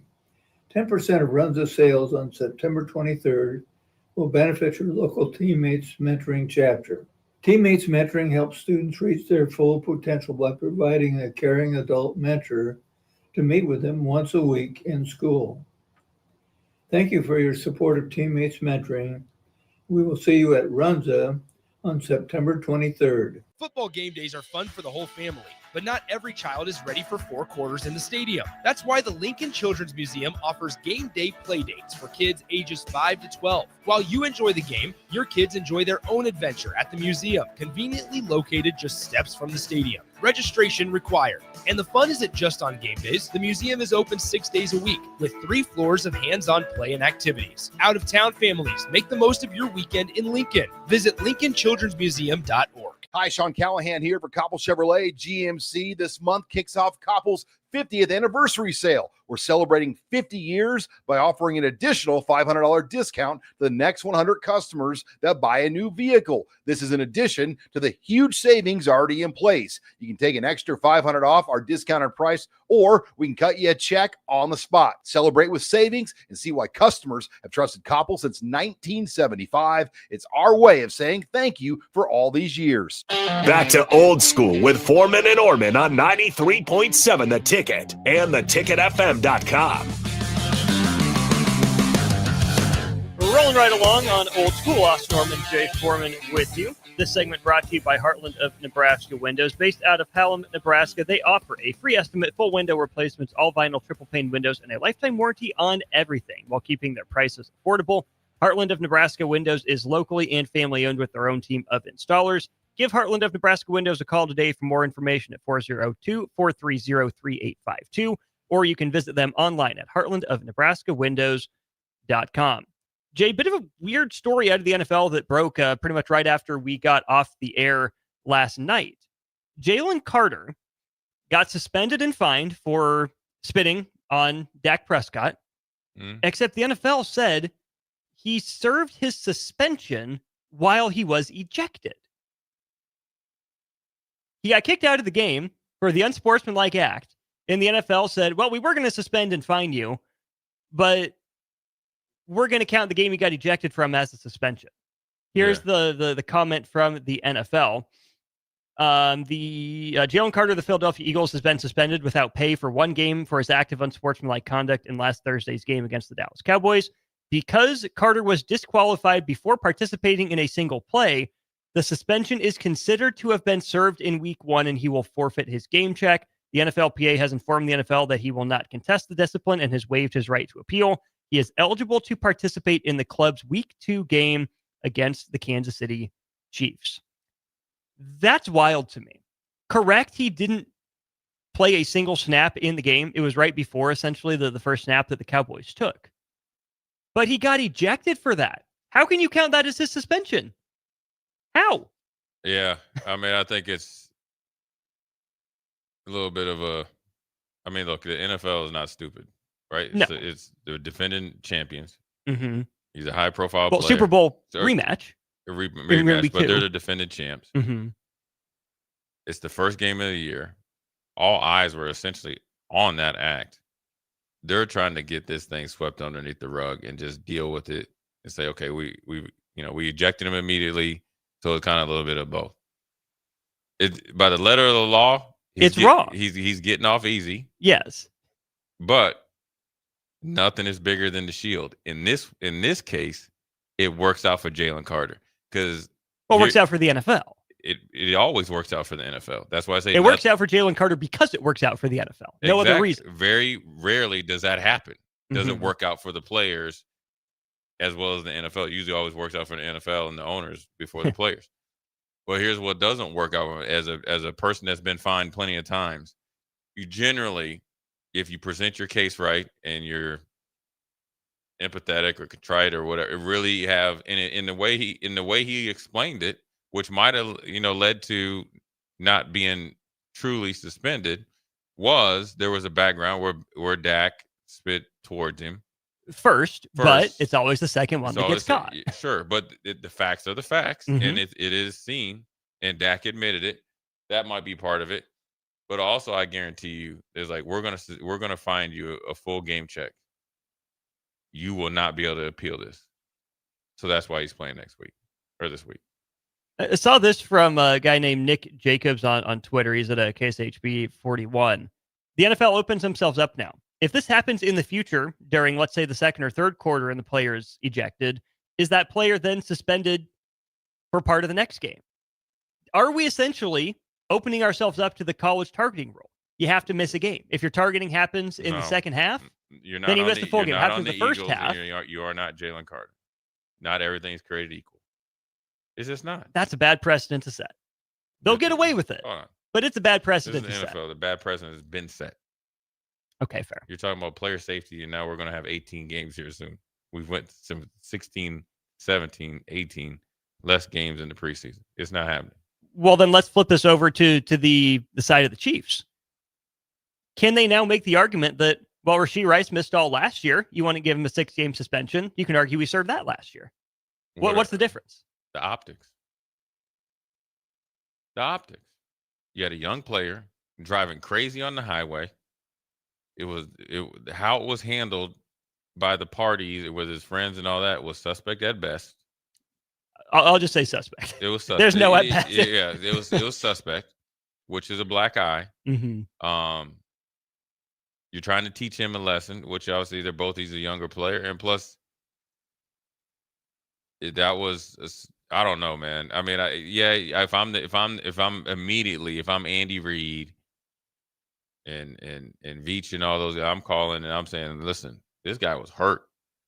Okay, he has actively been trying to right the wrong. He's been doing all the stuff he's supposed to do. Mm-hmm. We need to knock it down. You might still suspend him for a few games. That's fine, but not the full 6. However, was it 6 games? 6 games. Yeah, then it needs to be 3. If I'm Andy Reid, I'm calling in favors. I mean, you're asking for 2. You'll settle for 4. And then I'm actually going to be happy with 3. Yeah. Even though I don't like odd numbers. Right. But actually, he already missed week 1, so then it's just 2 more if we get 3. It's all the way getting to the even. Right. But yeah, I'm calling and asking him. A couple of people have said spitting is not as close as guns and hit and runs. What? I understand the suspensions are not for the same thing. It's about the enforcement of the punishment, not the punishment itself. It's all of it's about how you danced around suspension and the timing of when it is the same, because you're saying essentially he got ejected in the first quarter and missed the whole game. Mm-hmm. So then therefore he was suspended. No, he wasn't suspended. No, that's what they're saying. That's what they're saying. Yes. Right? Well, Rice was hurt, and he had I guess the real world criminal investigation was done, and he didn't serve time and all. He did whatever he needed to do, mm-hmm. and then you finally got around to it, but he had already missed all those games, so it should be like essentially time served. Yeah. I don't know. People are crazy. Listen, man, I'm gonna tell you this right now. Like Matt O'Dwyer cheap shot at me him and I think it's dude named Dan Neal. There's the only 2 times I ever went to another guy's locker room because I felt like that was more you crossed the line. Because the NFL, you never try to hurt anybody. Everybody's got families to feed, mouths to feed, and all that. So it is business. And TJ Houshmandzadeh talked about Sean Taylor spitting on him, and he didn't even know it, where he waited outside the locker room for 15 minutes. Why does Matt O'Dwyer look just like the guy that would cheap shot you? Oh, yeah. He not only cheap shot at me, he said something to me or whatever. And I ain't a big. I mean, people have said stuff before, but the fact that it was like on a field goal, like I never had got into it with him. That's a Northwestern guy too. Big tough guy. Interesting. Anyway, sorry. Now I will tell you this, and it was so funny. And this is and the only reason I was talking to somebody about like this position in special teams that I had to play was that you're on field goal protection, and I had to play the wing.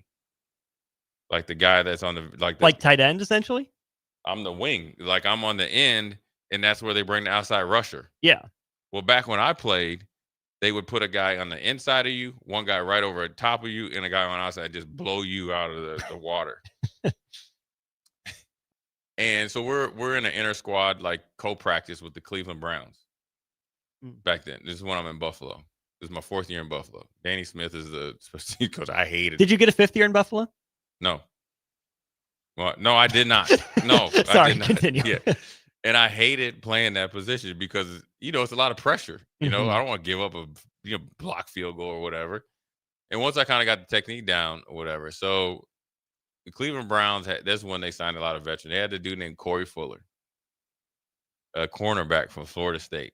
And he was just, he was talking. I'm like, this is like extra point, field goal block. Like, and he came in one time and he must have knew I didn't like playing the position. And one time he came and like faked like he was going to hit me. Then I flinched, right? And then he started wolfing. And then so the next time he came in, or next time we did it, you step inside, do that. Well, he came. Well, then I just hit him. Got him. Right? Uh-huh. Yeah, so we're just going to eliminate that. Didn't hit him hard, but, I just got into it. But when he's not expecting it. So he started pushing and shoving. He was like, man, and he had been in the league a while. He played at Florida State or whatever. He was a vet, and I was only in my 4th year. And we were getting back into it. So now we're like on like the 6th field goal protection, right? And he said something. He's like, man, he's like, I'll spit in your face. I said, I just took my how I said, no, you won't. That guy? Yeah. No neck. Yeah. He was a corner too. I said, Dang, Corey. Right. Here's the problem, Austin.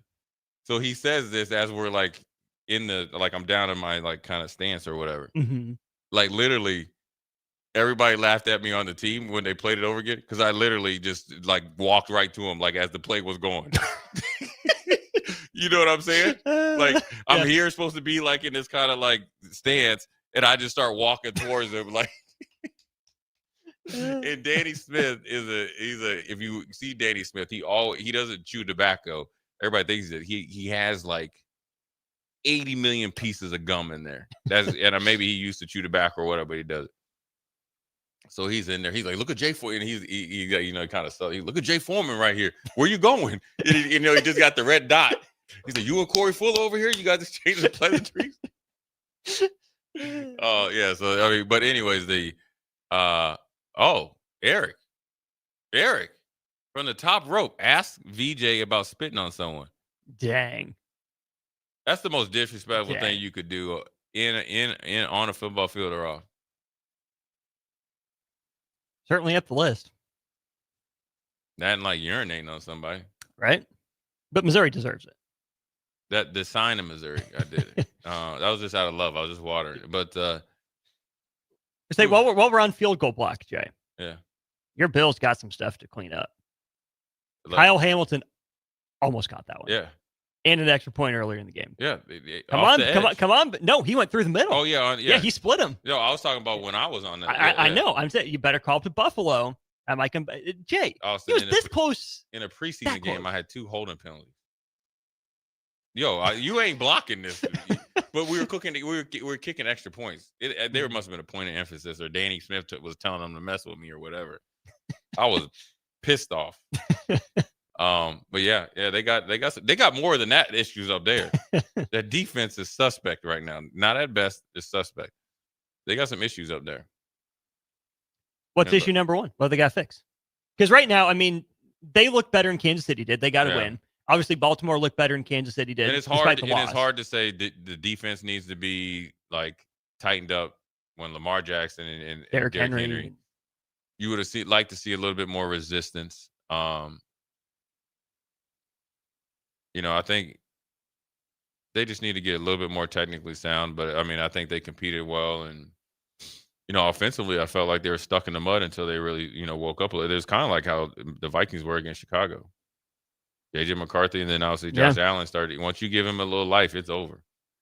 And so they really need to get their, their kind of continuity going. But it's early in the season. John Cortland says that will motivate the captain. There will be no lies. No, that's not going to happen. I cannot believe VJ spit on somebody. Is this Eric and Lincoln? It's the same Eric. Mm-hmm. He said he suited up for the game. Oh, no, that's not it. Where's Eric? Oh, Eric says he said he only did it the one time. Sure, you did, VJ. Sure, you only did it the one time. You only got caught the one time. Only admitted to the one time. Yeah. I don't know about that. There's one other thing I want to get to on Eagles Chiefs. We'll take a little bit of an earlier break here. Could the Eagles become the NFC dynasty the Chiefs were looking like? Could they? Is it in the cards for them? Really interesting article on the finances behind it. We'll wrap up hour 2 with that.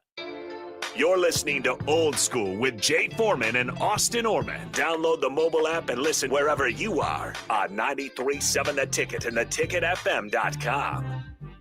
Oh, Kansas. Here we go. Second half today. You just don't stop giving, do you? Green flag, we're underway. The closest finish in NASCAR Cup Series history. close to downtown, amazing campgrounds, 3 NASCAR races in one weekend, and it's the playoffs. You guys can't drive. Now you're just showing off. But we're not mad. In fact, we're looking forward to it. NASCAR Playoffs Weekend at Kansas Speedway, September 26th through the 28th. Get your tickets now at kansasspeedway.com. He has been serving Lincoln and the surrounding area for 14 years, and they're not slowing down. Select Plumbing and Utility handles all your plumbing needs, from faucets and water heaters to full renovations, and they can even help with your heating and cooling needs. They're also Lincoln's underground experts, repairing and replacing broken underground water and sewer lines since day one. Contact Select Plumbing and Utility today at 402-560-6197, assuring excellence in every situation, opportunity, and challenge. That's 402-560-6197. Hey Husker Nation, this is Todd Euler, two-time national champion, here to talk to you about Window World Lincoln. At Window World, we specialize in replacement windows, doors, siding, and roofing. Whether you're looking to enhance the beauty of your home or increase its energy efficiency, we've got you covered. And here's the best part. We offer the best for less. Our team is dedicated to providing top quality products and exceptional service at affordable prices. We want to earn your business and make your home improvement dreams a reality. So why wait? Contact Window World Lincoln today at 464-7313 or visit our website at windowworldlincoln.com. Window World Lincoln, where quality meets affordability. When it comes to concrete, Stevens & Smith Construction doesn't stall. They go for the takedown. As Nebraska's full-service concrete contractor, they stay in bounds, hold inside position, and never forfeit quality. Whether it's foundations, flatwork, or concrete coatings, they elevate performance and pin down results that win every time. Stevens & Smith Construction is a proud sponsor of Takedown Tuesdays on 93.7 The Ticket. Because when it's time to wrestle with concrete, Stevens & Smith Construction slams expectations. Are you looking for an exciting new way to put your skills to work? Explore new career options in the fintech industry at Currency, a Sandhills global company. We offer full-time positions in financial sales, compliance, operations, and other fields. We also offer a 4.5-day work week, an attractive benefits package, and opportunities for advancement. Put your motivation to work and grow with us at Currency. Visit gocurrency.com/careers to learn more. Get rid of pesky critters once and for all with Bats to Rats. Their expert team is here to help you reclaim your home. No more sleepless nights caused by crawling critters or flapping wings. Bats to Rats ensures a safe environment for every family member. Check the website at batstorats.com for amazing offers. And if you mention this ad, you'll receive $10 off your initial inspection cost. Call Bats to Rats today at 402-781-8691. That's 402-781-8691. Bats to Rats. Hey Husker Nation, this is Todd Euler, two-time national champion, here to talk to you about Window World Lincoln. At Window World, we specialize in replacement windows, doors, siding, and roofing. Whether you're looking to enhance the beauty of your home or increase its energy efficiency, we've got you covered. And here's the best part. We offer the best for less. Our team is dedicated to providing top quality products and exceptional service at affordable prices. We want to earn your business and make your home improvement dreams a reality. So why wait? Contact Window World Lincoln today at 464-7313 or visit our website at windowworldlincoln.com. Window World Lincoln, where quality meets affordability. Oh, Kansas. Here we go. Second half today. You just don't stop giving, do you? Green flag, we're underway. The closest finish in NASCAR Cup Series history. Close to downtown, amazing campgrounds, 3 NASCAR races in one weekend, and it's the playoffs. You guys can't drive. Now you're just showing off. But we're not mad. In fact, we're looking forward to it. NASCAR Playoffs Weekend at Kansas Speedway, September 26th through the 28th. Get your tickets now at kansasspeedway.com.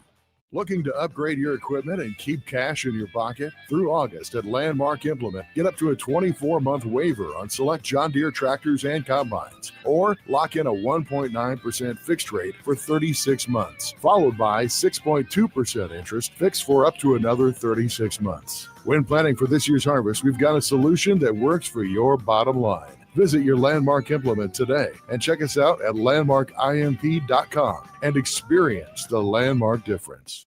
Back to Old School with Foreman and Oerman on 93.7 The Ticket and theticketfm.com.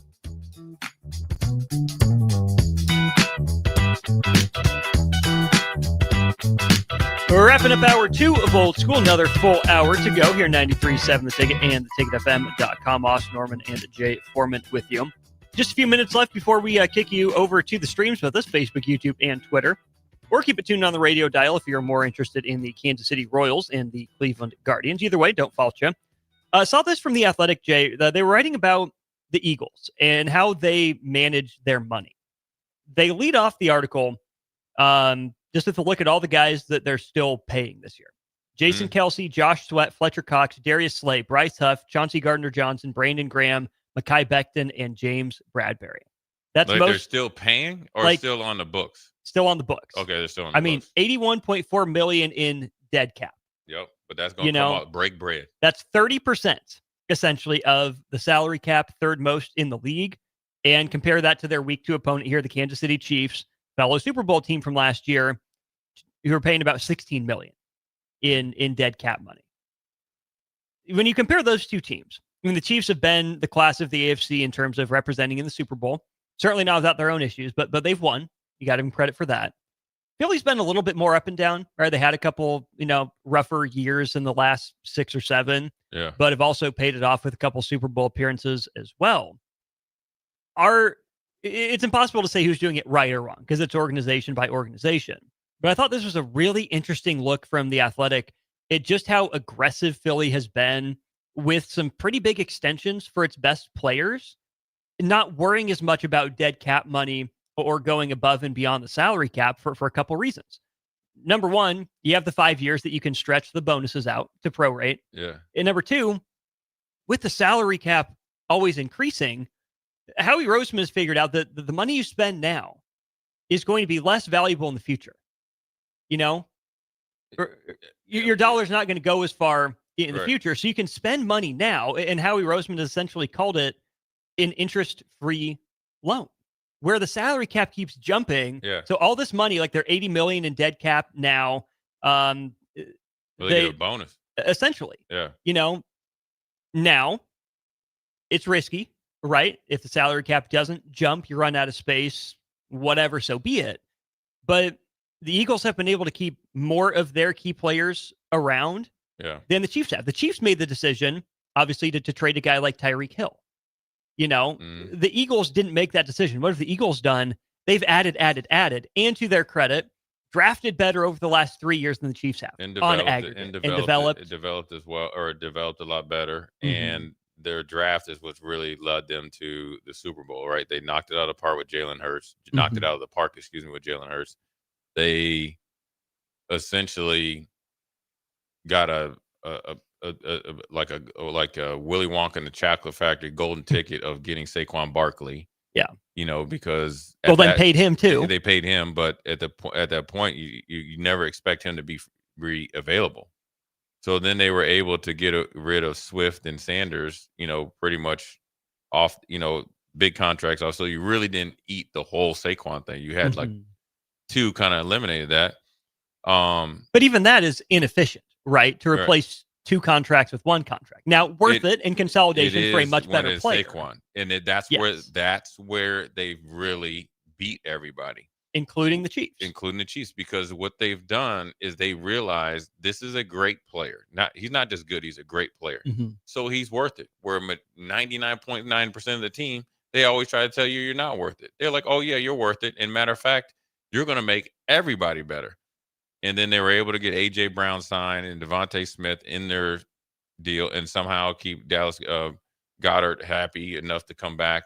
Mm-hmm. But what they've really done is, when I talked about development, is Jordan Mailata was essentially a project, and now he is just counting the left tackle. So left tackles, he's easily top 4 left tackles. Lane Johnson is the dude at right tackle. Mm-hmm. Juergens is filled in seamlessly. Right. Landon Dickerson's still there. And, and then when you got Cam Juergens, you had him on his rookie contract after Kelsey.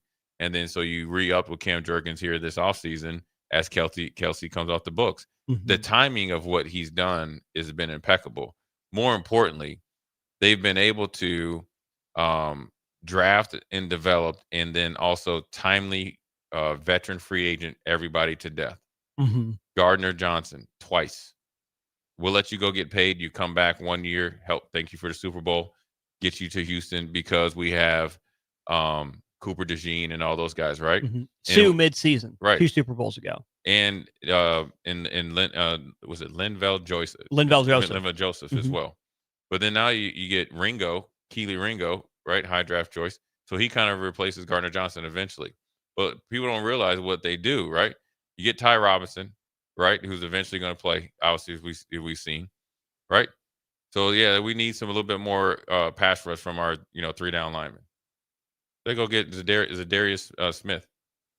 He had like 8-9 sacks last year. Now we're going to get just sitting out there for him to get. Just hanging out, chilling. Thank you.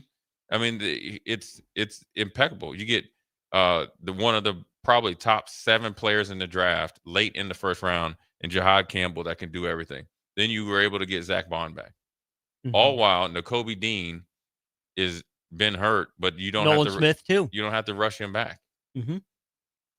Now they're not going to be able to continue to keep these guys because if Jordan Davis continues to progress, Jalen Carter is up for another one, Nolan Smith, Campbell, all those guys, it's gonna tap out. But for the next 4 or 5 years, as they stair stack their draft, and then you know what? But I think part of it is they could continue this. They could continue because of the expanding salary cap. The expanding salary cap, and eventually probably AJ Brown will be gone. Right, he'll come off. Even Saquon, and 5 years down the road, and that's a huge. But AJ Brown's contract is huge. It is. It'd be here within. I wouldn't be surprised by next year, just because he doesn't get enough targets. He does not. For the amount of money that he's making, right? You get one is target. That on purpose? Is that a Jalen and AJ thing? Is that a scheme thing? Is that a function of having Saquon? Well, it was last year until Jalen purposely gave him the ball, and then it was the rest is history. I mean, you got my man reading books on the sideline. Now, I read some books or whatever, but I don't finish them. He finished 2 books on the sideline, and then he made the book the New York bestseller. That can't go on forever. No. So either he'll want out, or he won't be worth it to you if you're not going to use it. Right. And so they've been able to do stuff, and they just like really good players. They have a good scouting department. They've done it. They're not afraid to make a move. And they have great continuity from top to bottom. I want to get to this from 5162. I'm sure Super Bowl rings help out with contract negotiations. I'm sure some on the roster settled for less because they knew a ring was very attainable. I'm not going to dismiss that out of hand, right? But that's when you're deciding between going to the Eagles midseason or the Lions midseason, but you don't really have a choice for who drafts you. And I mean, the Eagles are like number 2 in the NFL in terms of the value of the 10 largest contracts on their team. So that's Jalen Hurts, that's AJ Brown, it's linemen, whoever it is. $240.6 million is the value, which out of, again, the $279 million salary cap would tell you that 8 out of every $9 are tied up in those players, except that the cap hit for those same 10 contracts is less than half of the value. Yeah. For $240.6 million worth of player this year, the Eagles are paying $102.4 million. So you got to get the other 128 from somewhere. But that's what, again, we go back to with Howie Roseman, interest-free loan on the future. Players will get older before the salary cap doesn't go up by as much. Those players' contracts will be off the books. They'll have renegotiated. They'll, converted it to bonuses, whatever. Yeah. That's how they're able to make it work. And there's a Jay Foreman factor on this too. The next 3 teams, in terms of the biggest differential between value of the 10 contracts and what they're paying this year, 49ers, Bills, Texans. Yeah. All doing business like the Eagles. Yeah, I think it's the new way of doing business where everybody used to be so like cap wary. You have good capologists, you have good GMs that understand the now and the future and understand where the league's going. I think and then you have the Saints. And I think a lot of decision makers don't have intermediate and long-term vision, which affects their now decisions. Howie Roseman has, and you got to think he's good at both. He's had to do it because he was on the hot seat. Oh, he was so close to gone. He was close to gone. He said, essentially I need one more chance, which then by being on the hot seat, he had to figure out a different way to make up for maybe what he didn't do before. That's why when Sirianni came back, he had been in that position. Then they're not afraid to make this, like they had the offensive coordinator in Johnson. They got rid of him. They had the other defensive coordinator. I forget his name. He had never called. They gave him kind of 1-year tryouts. Then you go get veterans, and Kellen Moore at the time, and then obviously Vic Fangio, who was just a head coach and a long-term defensive coordinator, along with that talent. There's a ring for the you. decision-making and the willingness to win. And I always say this, like, there's only a few teams out there that are actively competing, trying to win. And it's probably about 6 to 8 of them. And the Eagles are doing it better than anyone right now, at least in terms of balancing the here and the now with the future. We'll go to break. Come back with us on stream, Facebook, YouTube, and Twitter. We got hour 3 of Old School on those platforms, while we have the Royals and the Guardians coming up next here on the FM. Watch Old School live on Facebook, YouTube, or Twitch. Old School with Foreman and Oerman on 93.7 The Ticket and theticketfm.com.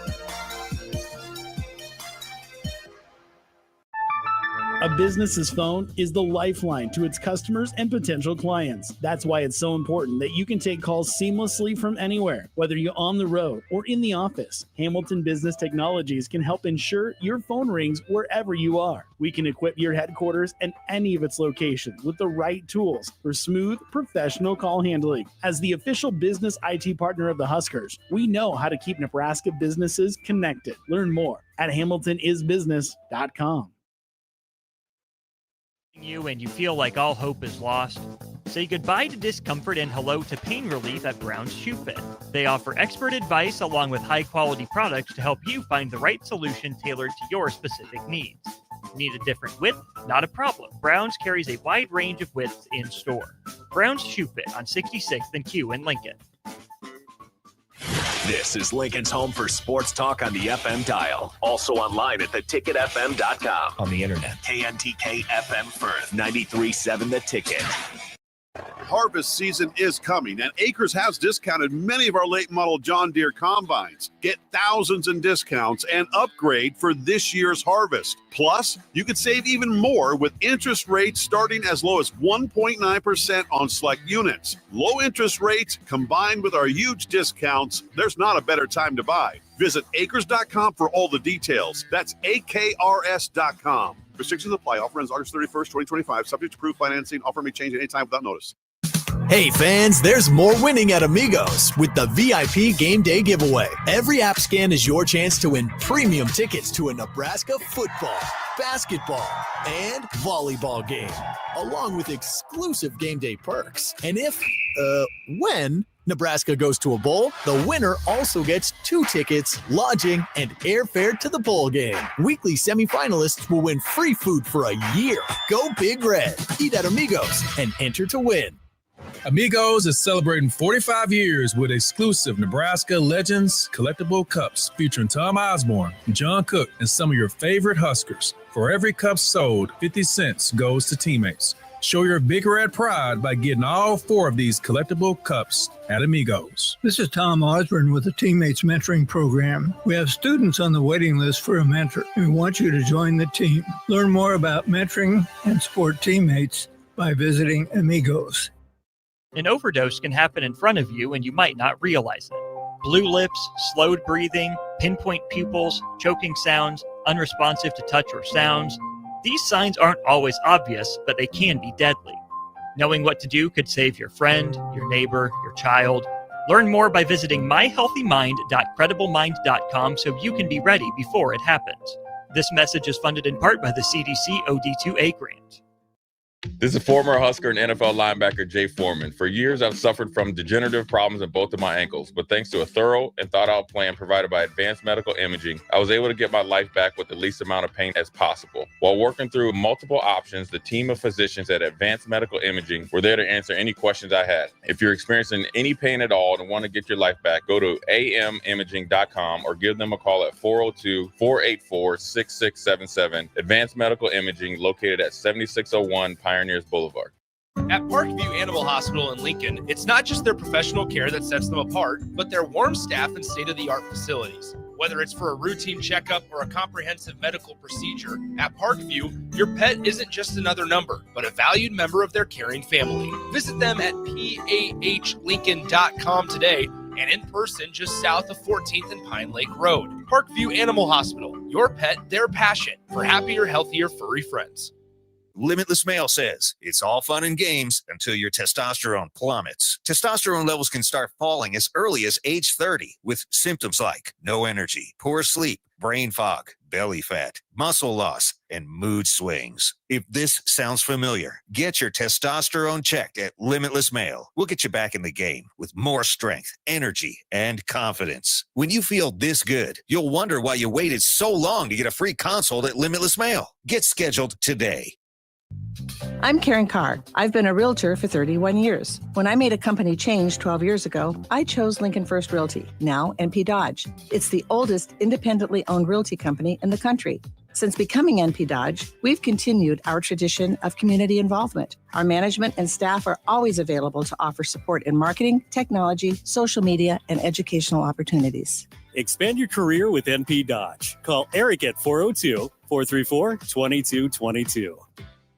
Are you looking to upgrade or improve the garage door on your home? This is Cameron Hall of Doors Plus. At Doors Plus, we guarantee to offer a wide selection of options from 5 leading garage door manufacturers as we deliver a free estimate, exact measurements, and rapid installation with a 3 to 5 week time frame. When you choose Doors Plus for your residential garage door needs, you'll work with our experienced technicians and be ensured that your new door seamlessly complements your home.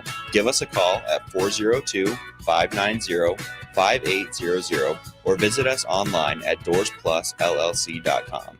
Doors Plus, garage doors, and more. Coming at you live from the heart of Lincoln, America. This is Old School, sponsored by the Mercado by Certified Piedmontese. Nebraska Football Hall of Famer Jay Foreman and Austin Oerman. Old School with Foreman and Oerman on 93.7 The Ticket and theticketfm.com. What up, Hour 3? Jay Foreman, Austin Oerman, Old School to New School way on this beautiful day. We are brought to you by the Mercado, Certified Piedmontese, Special Ingredients Butcher Shop, 84th and Havelock, 30th Yankee Hill, 85th and Andermatt / in O'Chaney, and 168th and Maple up there in the O. A lot going on. Obviously, the first hour was a great hour, talking about grilling and chilling. And then, obviously, we dove into a little bit of trapness with Nebraska. And a little bit of NFL flexing their muscle.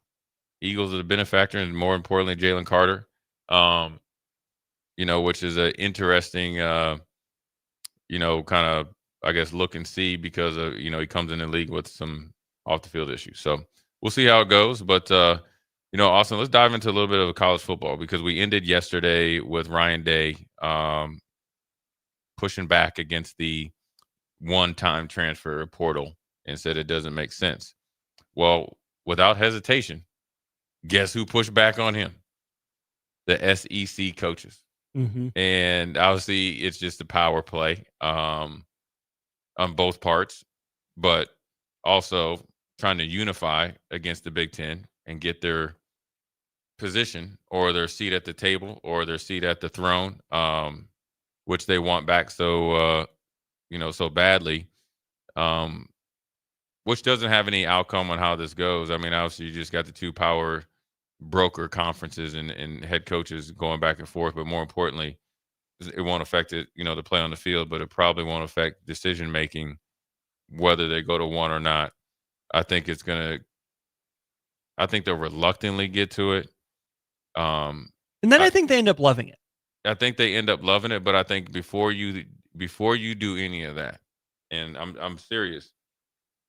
If you want to fix college football, as soon as you start collecting checks, you locked in for, I said 3 years yesterday, at least 2 for sure. 2 full years. That can even be including the redshirt year? Or should redshirt be an unpaid from rev share, maybe NIL? I strongly believe they need to have a rookie salary cap or a freshman salary cap. But if you don't want to have a freshman salary cap, I would say, I don't know. I think you need to do like the declaring for the NFL type of thing. Maybe you need to be out of high school for 3 years. You know what I mean? Yeah, just like the draft. Just like the draft. You can't go in the portal until then. I mean, they're starting to give potentially the 5 years, no matter what, to play. So essentially, I could have went to college for 6 years, right? You redshirt, and then you get 5 years to play. That's what the last thing I heard. So you could go, right? So if that's the case, then you do it for 3 years. Then you have the other 3 years to do it after that. And then and the reason why I say that is because we were running out of time is that in the NFL, I mean, I could just go off when I was, going through, different negotiations and contracts. Is like I could be under contract. Okay, like for instance, I could, when I first got into the league, right, into Buffalo, played a little bit, end up starting a few games, but was making the rookie minimum. Had I not played well or not got any playing time, sure, I'm staying, right? Got to earn my way on this team, special teams, whatever. But I obviously exceeded that. So essentially, I could say, okay, I got Buffalo over here on the hook as a young, cheap rookie, and I might not even go to the max of the highest paid player, but I could definitely, I could have went and doubled what I could get on a team that was linebacker needy. It's no different than in the portal. Why go, roll the dice on a high school kid, and you can get a guy that's already done it. You have tangible tape. Why go roll your dice on a rookie, no matter who the rookie is? Obviously, with rare exceptions. With exceptions. And you can plug and play a guy that's already, been through at that time a 16-game season, been through a grind, before that, a training camp, maybe viewed me as a sending player, and then I can go and get money from them. And then I could go and play better there and still be under the rookie years and say, you know what, I need another one. And then do that every single year while I'm still having a safety net. Woo. That's why I say once you start getting it, because the easiest thing is to unionize. That's not going to happen, because when you start to unionize, then people got to start paying insurance premium. Well, if majority of teams can't get you to rev sharing, they definitely aren't going to be able to handle the insurance premiums from all athletes, especially football players. So to flip that, once guys start getting paid, you locked in, buddy. The obvious pushback from a lot of people would be, well, what about the coaches? And what then I mean, they can go take another job. They're being paid. They can go to another school. What makes the coaches different than players? It is going to be the key pushback from that. Okay, well then you'd have to have whether amendments or asterisks of, okay, is it your position coach that leaves, or is it your head coach that leaves? Is it your coordinator, and where does he go? Does he make a lateral? I mean, you could get into what ifs all the time, but I would tell you this. Well, I say there's one other part of that too. What? Do we start getting players bought out? If there's a good enough player, then you can do it. Yeah. That's I'm just saying. Yeah, you're going to pay not only to buy out the contract and then redo that contract, you got to pay the school a buyout fee. Let's just say hypothetically, and that will eliminate tampering. I think FCS schools would benefit the most from that. Yes, they would. Let's just take the example of I don't know, Coy Parrish at Minnesota, or Mikael Hunter at Indiana. Really good players. Let's say their teams take a step back. Minnesota's 6-6. Indiana goes, I don't know, 7-5. Sure. Georgia says, hey, you know what? Our secondary needs some help. Or Clemson says our secondary needs some help. Coy Parrish, what do you think? I don't think he's the type of kid to throw a stink. But what about, I don't know, maybe like a Kawan Lacey at Ole Miss? With Ole Miss, putting up numbers on a team that's maybe, not going to have the year that they want to again. He gets toward the end of the season, it's mid-season, and Ole Miss is 4-2 or 6-3, whatever. And he's like, no, I'm not going to play anymore. You can keep me around, but I'm not playing. Kind of James Harden style. Would the school do what some of the pro teams do and say, you know what, the headache's not worth it? We just got to cut bait? Or do you start getting player hold-ins till they get more money to make it, quote unquote, worth their while to play? Or would a coach go to his board, his GM, his president, whatever, and say, hey, this is a really talented player. He's a headache right now. Front me the money so I can cut him. Yeah, buy him out, whatever. You could get into all that, but the money isn't going to be there to make that decision all the time. And the money isn't going to be there to buy out. So you're going to Which adds leverage for who? The players. Yeah, but it also is leverage for the coaches as well. Because therefore, you don't have to have continuous conversations with guys walking in with their hand out without any accountability. So I like it. Also, one thing I really like is, say, for instance, I'm in college and you have me locked into, let's say, a 2+1 right? Or 1+2. So say like I redshirted, and then my real 2-year contract comes in for 2 years. Mhm. So in between those 3 years, head coach leaves after year 1, and I'm locked in. Okay, that's fine.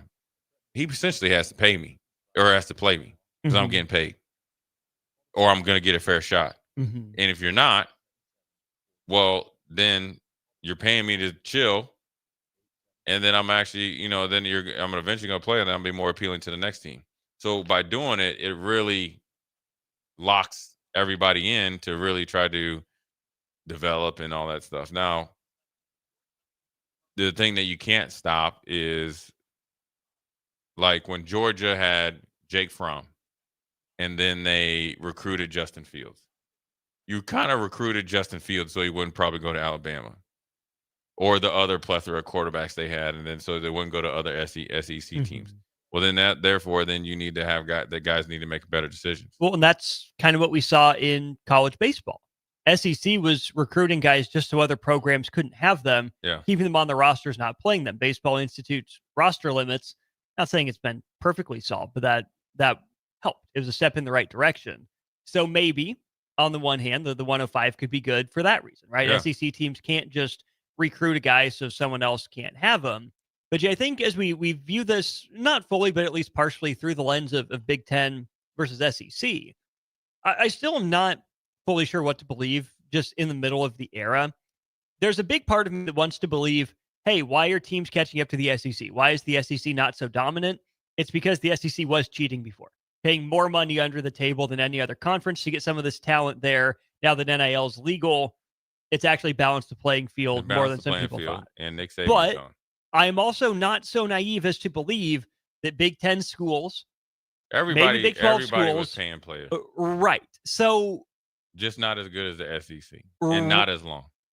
Okay, so if that's the case, I think that explains a lot. But I don't want to go back to a system then where the SEC has this head and shoulders advantage of being better than everyone else at paying under the table. Yeah. I mean, I like it. I mean, it's. I mean, I just think a little bit of clarity, a little bit of, I guess, kind of regulation will go a long way. Now, it's going to be tough sledding. It's first world problems for Ohio State because you generally are going to be playing at that time. You're going to have to face some guys leaving in the middle of it because they're going to want to level up and get paid. But that's why you're at the position that you're at. Ohio State is stacked first, second, and third units. Yeah. So, you're going to have to do a good job of reassessing your roster, maybe renegotiating it within your roster early. And maybe you could, guys can go in the portal but still be in there. Maybe guys will go in the portal and to make you re-up earlier. But that's just part of, Ryan Day getting paid $10 million or whatever he's getting paid. And then having, the staff is big enough where he has 2 offensive line coaches. One guy's are interior and one's the tackle guy. So the fruits of your labor and your winning, there comes much, expected, and you got to deal with a lot more. So it's tough. Nobody cares. That's what the money's for. Yeah, that's what it's for. And yes, is it ideal for you? No. Is it ideal for majority of teams? We'll see.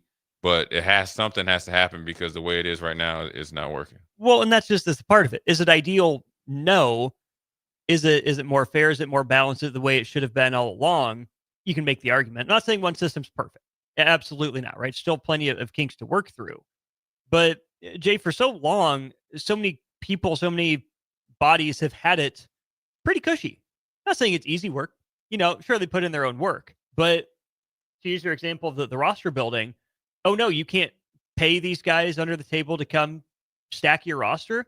You actually have to put boots on the ground work into developing your roster out. They still going to find a way. That's what it should have been all along. The SEC is going to find a way.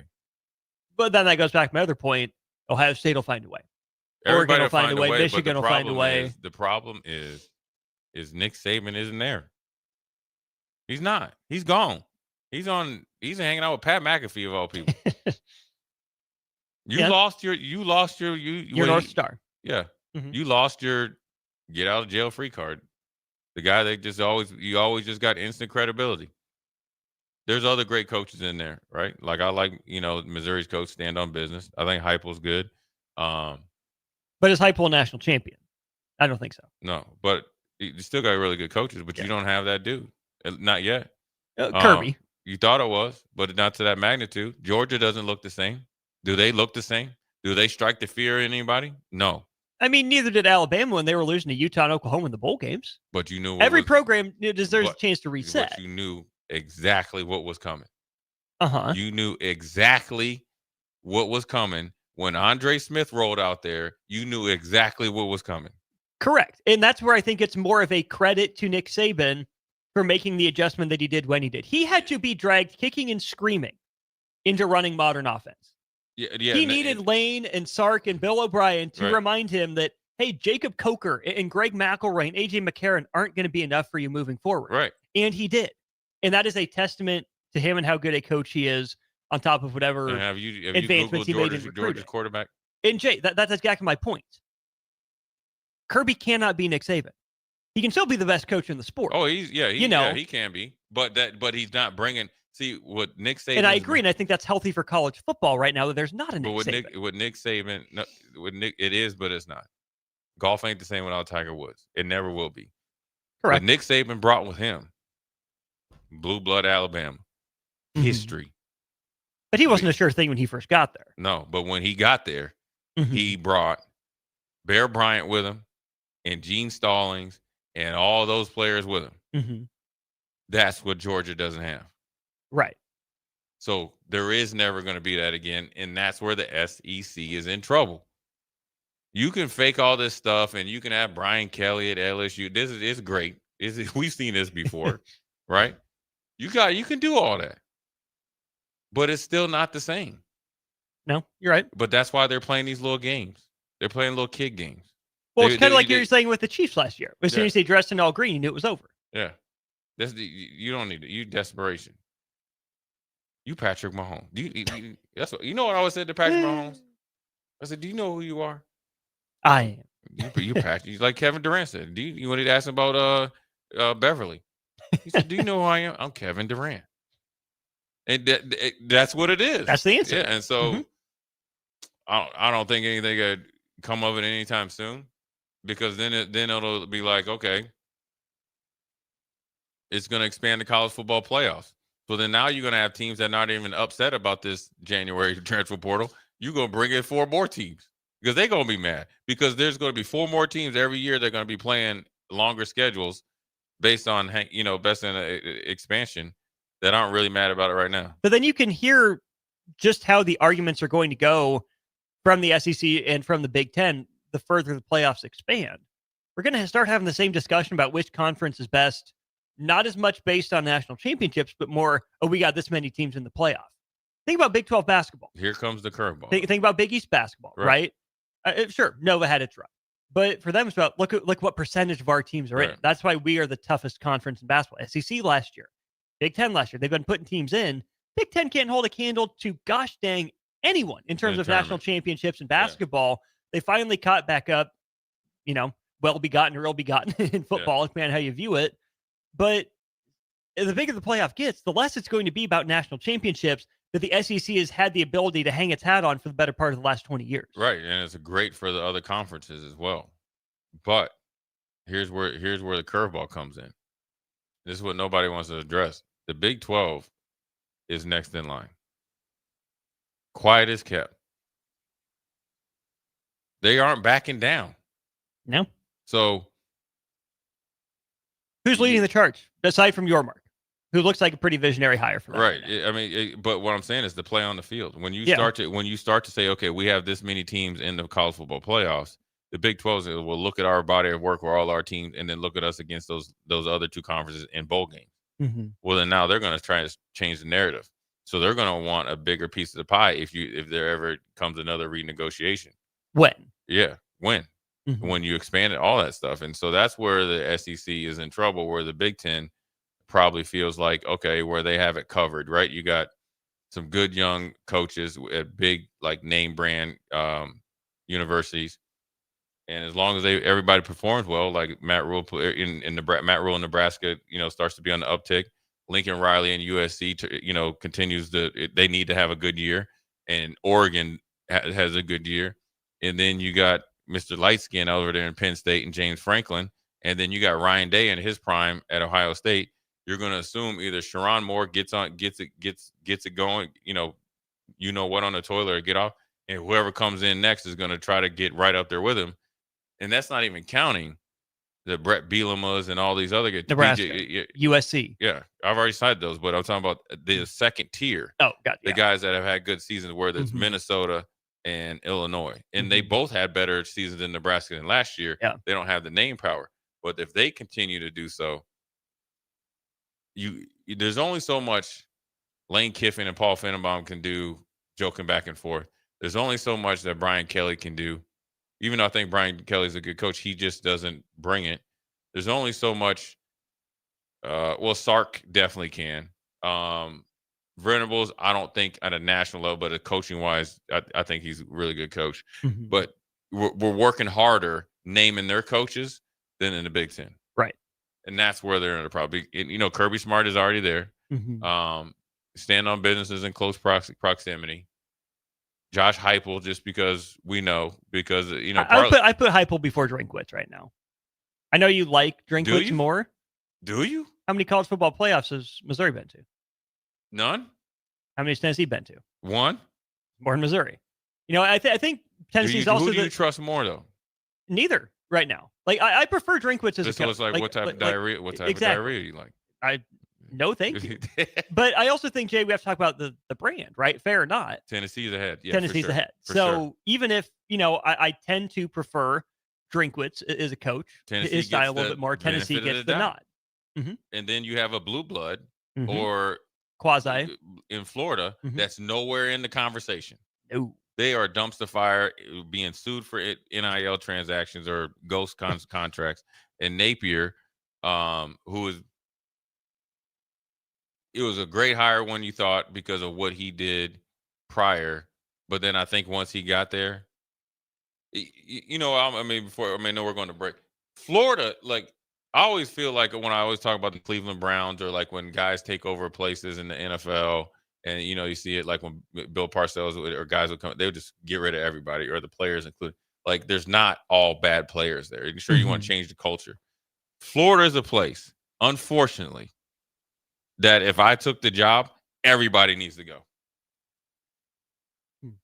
Like in the building. You have to. Because even outside of it, you can't even do the collective right. Right?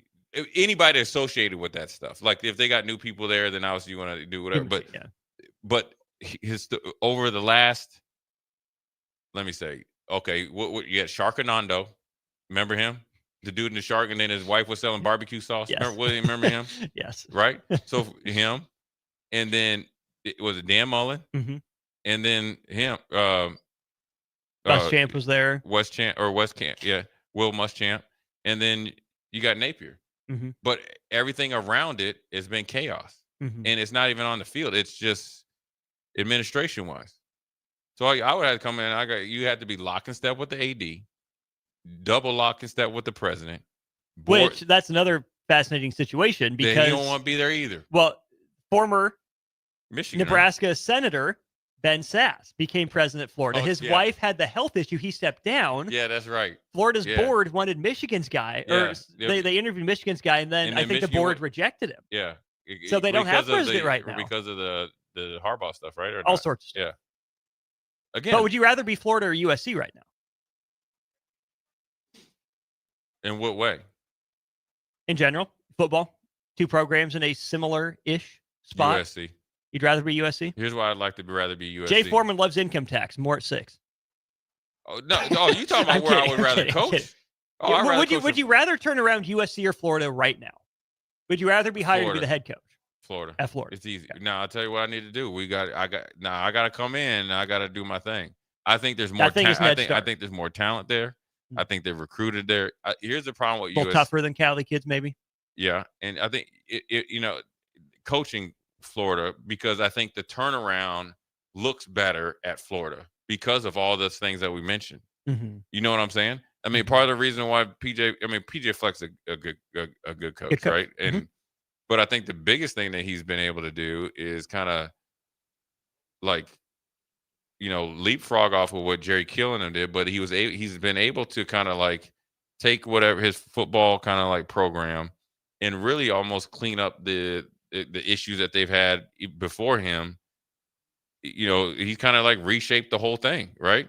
Whereas like I think at UCLA or USC, the reason why I initially said USC is because their direct competition at UCLA is so weak. So then therefore you're always ahead of the game. Whereas Florida State's playing good, Miami's playing good. You just saw South Florida, UCF, let alone if Florida Atlantic does anything. Now, not on the same magnitude, but what Florida's doing, it's harder because the two main competitors are ahead of you right now. And they seem like they're in a better, well, think about that situation. for a second, too. Miami clearly ahead of Florida right now. Think about last year for Florida State. Yeah, 2-10. But also 2 years ago for Florida State. I mean, what is Florida State? They don't know, but they're seemingly on the upswing with the way they've started their year. Florida's just floundering. And, I mean, the toughest schedule this side of Wisconsin. Yeah. It's not impossible, but, man, Florida, you're... That's why I'm like the president to get it right. Well, you ended the season pretty good. You knocked a couple teams off out of the playoff hunt, at the end of the season. So you came in with, I call it revisionist history. You kept referring back to that, and you kind of maybe didn't really fix what's needed in the present. Mm-hmm. And then you have I think it's an ugly loss to South Florida because of the way Florida played versus how South Florida played. You get what I'm saying? Yeah. It's ugly by the brand. Right. Mm-hmm. And then it just didn't look. I mean, it just wasn't a good look. And that's the thing that real quick before we go to break is when you end the season the way Florida did, you feel like we've had a breakthrough and we, got better at some of those things. Well, then they view losing to South Florida and the celebration as a step back. Yeah. So that's where they're at. So anyways, we covered everything with that. We're going to take a quick break, come back. We'll talk a little bit of Nebraska, both short-term and long-term. We did a little bit of top 25 talk, what Nebraska needs to do. Can we get a little bit of Big Ten bias coming into the game 10 days from now? Jay Foreman, Austin Oerman. We'll be right back. At Valentino's, we're on a mission for tradition. On every slice, for every bite. Golden baked crust, cooked to perfection every time. Savory sweet sauce that's made from our own secret recipe. Loaded with the perfect amount of fresh toppings and melty mozzarella cheese. It's the tradition that Nebraskans have come to love. From game day to every day. Valentino's. Taste the tradition. Give your furnace a break with the help of Heartland of Nebraska Windows. Heartland of Nebraska Windows offers a free estimate, full window replacements, all vinyl triple pane windows, and a lifetime warranty of everything, while still keeping their prices affordable. Sounds too good to be true, right? Heartland of Nebraska Windows is locally and family owned with their own team of installers. Give the window experts at Heartland of Nebraska Windows a call today at 402-430-3852 or visit them online at heartlandofnebraskawindows.com. Elevate your home or business with the help of Heartland of Nebraska Windows today. A1 Automotive's second location is now open at 5110 State Hill Drive, just off of Yankee Hill Road. The new location continues to specialize in all makes and models and provides personalized service as they have for 15 years. With the school year here, A1 Automotive reminds you that college students get 10% off any service, and they offer free tire repair with a valid college ID. Schedule your appointment today at a1autolincoln.com and visit their new location in South Lincoln at 5110 State Hill Drive or downtown at 11th and L. Have you been injured in an accident and don't know where to turn? You need an attorney you can trust to handle your case with professionalism and compassion. The attorneys at Liberty Law Group understand that a call to an attorney is a call for help. If you've been injured, we want to help you. Liberty Law's experienced attorneys are committed to the pursuit of justice for those injured. Call Liberty Law and find out how we can help you get the compensation you deserve. Call 877-42-LIBERTY. Call the trial attorneys you can trust. 877-42-LIBERTY. Schwizo Construction is now hiring for skilled craftsmen, steel erectors, concrete workers, and general laborers. Suizo Construction offers great benefits like premium wages, health and dental insurance, paid holidays and vacation, 401k with company match, life insurance, and disability insurance. They pride themselves on a legacy of 40 years built on integrity and trust. Joining their team means becoming part of a family that values hard work, dedication, and mutual respect. Apply today at Suizo.com. That's SCHWISOW.com. Since 1983, Fast Mike's Rollouts have been a trusted and reliable company in Lincoln and the surrounding areas. Fast Mike's handles all sides of construction projects, home renovations, or big cleanouts. With the perfect size dumpster to fit your needs, Fast Mike's Rollouts will haul it all. With same-day delivery in Lincoln, affordable rates, and top-notch service, Fast Mike's Rollouts make cleanup quick and easy. Call now at 402-450-6828 or visit us online at fastmikesrolloffs.com. Book your dumpster today. Fast Mike's Rolloffs, cleanup made simple. Are you looking for an exciting new way to put your skills to work? Explore new career options in the fintech industry at Currency, a Sandhills global company. We offer full-time positions in financial sales, compliance, operations, and other fields. We also offer a 4.5-day work week, an attractive benefits package, and opportunities for advancement. Put your motivation to work and grow with us at Currency. Visit gocurrency.com/careers to learn more. Breaking here at the news desk. When you stack Allo Internet, DirecTV, and mobile, you can lock in your price for 2 years. Sources are confirming that when you stack Allo Internet, DirecTV, and mobile, your monthly price drops and you're locked in for 2 years. That's fiber fast internet, premium streaming TV, and reliable nationwide mobile coverage. And this just in, you must switch by Labor Day to secure that locked-in pricing for 2 years. Switch, stack, and save at allofiber.com/stack. Bring new life to metal treasures with Kaiser Blasting and Coatings. From railings and fences to outdoor furniture and unique antiques, their expert team removes years of rust and weathering and finishes each piece with a lasting powder coat. Trusted by industries across the region, now local homeowners and businesses can experience the same professional care. Visit KaiserBlasting.com or call 402-421-3559 to request your quote. Restore, protect, and make your metal shine like never before with the help of Kaiser Blasting and Coatings. Gaina Trucking is hiring CDL Class A and B drivers. Their strong team culture makes it not a job, but a career. Gaina Trucking offers health, vision, and dental insurance, 401k with company match, an employee assistance program, and other bonus programs. Build a better career today with great team culture at Gaina Trucking. Learn more and apply today at GainaTrucking.com. At Valentino's, we're on a mission for tradition. On every slice, for every bite. Golden baked crust, cooked to perfection every time. Savory sweet sauce that's made from our own secret recipe. Loaded with the perfect amount of fresh toppings and melty mozzarella cheese. It's the tradition that Nebraskans have come to love. From game day to every day. Valentino's. Taste the tradition. Give your furnace a break with the help of Heartland of Nebraska Windows. Heartland of Nebraska Windows offers a free estimate, full window replacements, all vinyl triple pane windows, and a lifetime warranty of everything, while still keeping their prices affordable. Sounds too good to be true, right? Heartland of Nebraska Windows is locally and family owned with their own team of installers. Give the window experts at Heartland of Nebraska Windows a call today at 402-430-3852 or visit them online at heartlandofnebraskawindows.com. Elevate your home or business with the help of Heartland of Nebraska Windows today. Back to old school with Foreman and Oerman on 93.7 The Ticket and theticketfm.com. Well, we're back. Jay Foreman, Austin Oerman. Old school, little college football, just a little run around. A lot going on outside of Nebraska, which obviously people don't understand, but it does. Everybody loves to hate Colorado. Colorado, Dion, what's up, baby? This is prime time in going into week 3 is going to have 3 different starters at quarterback. Woo, Martin Luther Staub. Yeah. Who was just chilling like a villain. Yeah, on the sidelines. Stuck it out, give him credit. It hasn't been announced yet, but Caden Salter, who came via the transfer portal, started the first game. Julian Lewis, who is from Georgia. I think he's from Grayson, I think, because Dayton Raiola is at Buford, I think. But he was a 5-star recruit. Remember, he was, I think he was going to USC.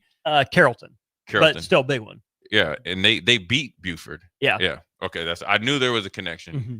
But he was originally, I think, going to USC, right? And then Colorado flipped him, right? Mm-hmm.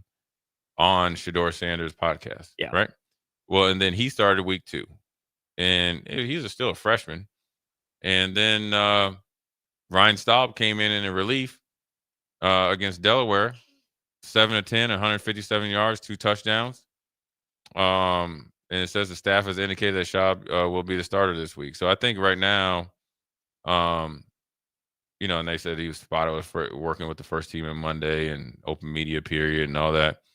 I think up there at Colorado, it's just, the hot hand or whoever, takes control of the reins as a quarterback. I don't think this is by any means, over.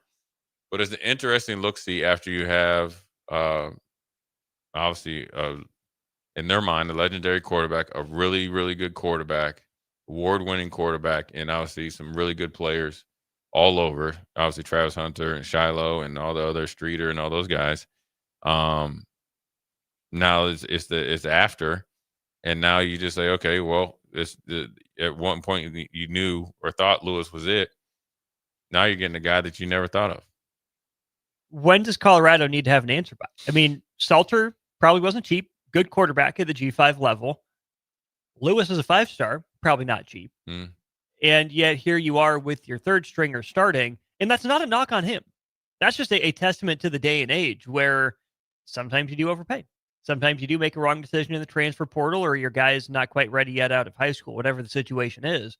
Number one, I'm impressed that Deion Sanders has the wherewithal to make this move. Maybe I shouldn't be surprised by it. He's proven he's a good football coach. Yeah. So maybe I shouldn't be as surprised about it as I am, but especially in this day and age of college athletics, kind of a gutsy move to go to your third stringers just sitting there chilling over 2 relatively reputable guys. Yeah. I mean, it's, you got to do what you got to do. And it's hard because all quarterbacks aren't made the same.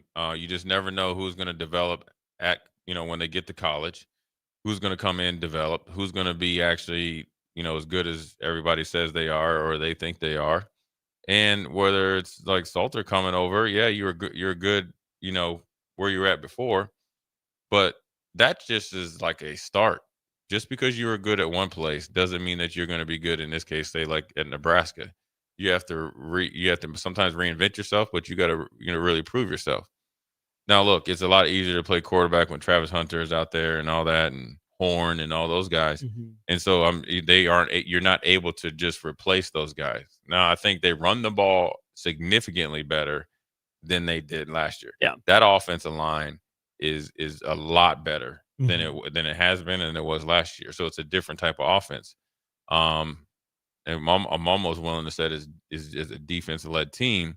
So maybe Staub is playing the position of quarterback better than Lewis and Salter. I don't think the door is closed on Lewis more. I think the door is probably more closed with Salter, but definitely open for Lewis, because I think at the end of the day, Lewis, his runway has got to be a lot longer. But it's a good example of quarterback play. I always say this. If I was, God's son that's going to play football, and of course, everybody, he's going to play linebacker. If he's big enough and has a good enough arm, you playing quarterback. The quarterback play in all levels, from Pee Wee League, middle school, high school, college, and pros, is horrible. Like overall, horrible. Horrible. That's why guys in the NFL defensively got these overblown stats. It's like dudes are just throwing it right to you. The defenses aren't that confusing. You're just that bad. Or maybe it's not that confusing because you know what you're doing. And you did it for 9 years. Yeah, but the amount of guys just getting layups here, throwing it right to take this is not as good. And would you consider Tua throwing that interception to Laiatu Latu one of those? Maybe that's a little like island love or something, But I mean, you look at it. Even you look at okay, for example, Caleb Williams, right? Mm-hmm. Okay, he sent a guy in motion against the Vikings with 4 seconds left in the play clock. Whoops. I'm talking about playing the like everybody's going to be like, okay, arm strength. They can run more. Yeah, I don't want to hear pocket mobility. That sounds great. That's great. You know when that's good? That's good for when you show a couple plays on Instagram. I'm talking about how to win your win ability. It is not taught. It's not accepted from a player.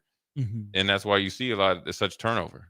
Do you think we're in a spot with Colorado where it's Miller Moss to Jaden Maiava 2.0? Mm-hmm. Do you see some similarities there? I do. You kind of, and I still think that was a little bit way too quick.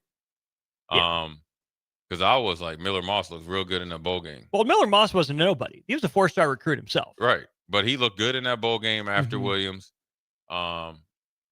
We'll see. I just think some of the things that people fall in love with to get either initial star rankings or drafted is not going to win at the highest levels. And that's obviously college now. Now, I think these two guys, I think this Staub thing is like, look, you also sense the pressure of Colorado. Because as much as, they were able to have all the sellouts and the celebrities on the sidelines, well, the other side of that is all the fans, the powers that be. Now they got expectations. They think Shedeur Sanders and these guys just come every year. Well, that's why as a head coach, you can't. You have to really keep the standard the same and really keep adding to the standard. So you have to do anything and everything not to lose that game against Delaware. Mm-hmm. You have to make a decision because normally you want to let the freshmen learn. We did it, and now look at we're getting the payoff of it. Right now, you got to do what you got to do, and so it's a hard thing to do after some success. And that the hardest thing to do is to be able to deal with success. And I think for Deion Sanders, it's proved that he's always been the stake, where Shedeur and Travis Hunter can be the sizzle. It comes and goes, but Deion Sanders has to validate, to your point, that he's more than just those guys. So far, off to an all right start. Not perfect the way they lost to Georgia Tech, absolutely. But I do still think Deion is a good coach. It's on Colorado then to not get caught up in the sizzle, the side dishes and everything. Obviously, good players help you win ball games. If Colorado has a quarterback as accurate as Shedeur, and even a wide receiver and a cornerback as good at either position as Travis Hunter was at both of them, they will be better. So this isn't to say that Deion can win with anybody. No, he still needs talent, which you can get to Colorado. Not exactly the world's easiest thing. Yeah. But that's where Colorado's administration, for the good of that university and football program that I know plenty of Huskers and Husker fans are rooting against, can't allow itself to get caught up in that wave of, we don't have all the hoopla that Shedeur Sanders and Travis Hunter bring. They have to be more concerned about, is Deion Sanders bringing in the next wave of good players and developing them too. Yeah, and he's had a lot of turnover from players. Obviously, you lose star players, great players, legendary players. I mean, Travis Hunter won the Heisman, but then you lost Phil Lodeholt, your offensive line coach, and I think they lost the assistant defensive line coach as well, Damian Lewis. I think Damian Lewis is an interior defensive line coach at the University of Miami, I think now. But when you look at Colorado's schedule here real quick, right, is they're going to Houston on Friday. Okay, that's going to be a dogfight, Mm-hmm. and then you got Wyoming. Well, then you got BYU at home. They're no punk. No. Okay, then you go to TCU. You thinking about payback? TCU is going to be ready. Woo! Okay, then you got Iowa State at home. Then you go to Utah. You go to you just be glad you don't got to go to BYU. Okay, then you play Arizona, to West Virginia, which is it's kind of like weird trip for you. Weird trip, right? It's kind of like Virginia Tech for Duke, right? And then you got Arizona State at home, which I think Arizona State will be bounced back. And then the last game of the season, you go to Kansas State.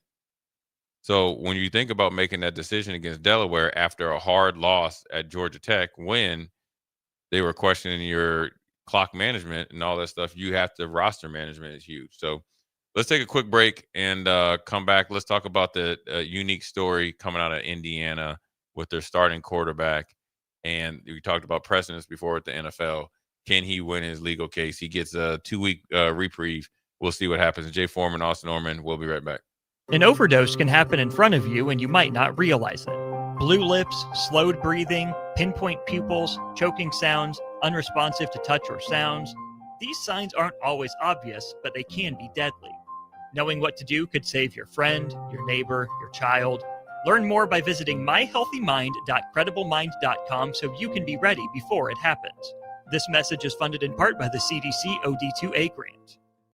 This is former Husker and NFL linebacker Jay Foreman. For years, I've suffered from degenerative problems in both of my ankles, but thanks to a thorough and thought-out plan provided by Advanced Medical Imaging, I was able to get my life back with the least amount of pain as possible. While working through multiple options, the team of physicians at Advanced Medical Imaging were there to answer any questions I had. If you're experiencing any pain at all and want to get your life back, go to amimaging.com or give them a call at 402-484-6677. Advanced Medical Imaging, located at 7601 Pioneers Boulevard. At Parkview Animal Hospital in Lincoln, it's not just their professional care that sets them apart, but their warm staff and state-of-the-art facilities. Whether it's for a routine checkup or a comprehensive medical procedure, at Parkview, your pet isn't just another number, but a valued member of their caring family. Visit them at pahlincoln.com today and in person just south of 14th and Pine Lake Road. Parkview Animal Hospital, your pet, their passion for happier, healthier, furry friends. Limitless Male says it's all fun and games until your testosterone plummets. Testosterone levels can start falling as early as age 30 with symptoms like no energy, poor sleep, brain fog, belly fat, muscle loss, and mood swings. If this sounds familiar, get your testosterone checked at Limitless Male. We'll get you back in the game with more strength, energy, and confidence. When you feel this good, you'll wonder why you waited so long to get a free consult at Limitless Male. Get scheduled today. I'm Karen Carr. I've been a realtor for 31 years. When I made a company change 12 years ago, I chose Lincoln First Realty, now NP Dodge. It's the oldest independently owned realty company in the country. Since becoming NP Dodge, we've continued our tradition of community involvement. Our management and staff are always available to offer support in marketing, technology, social media, and educational opportunities. Expand your career with NP Dodge. Call Eric at 402-434-2222.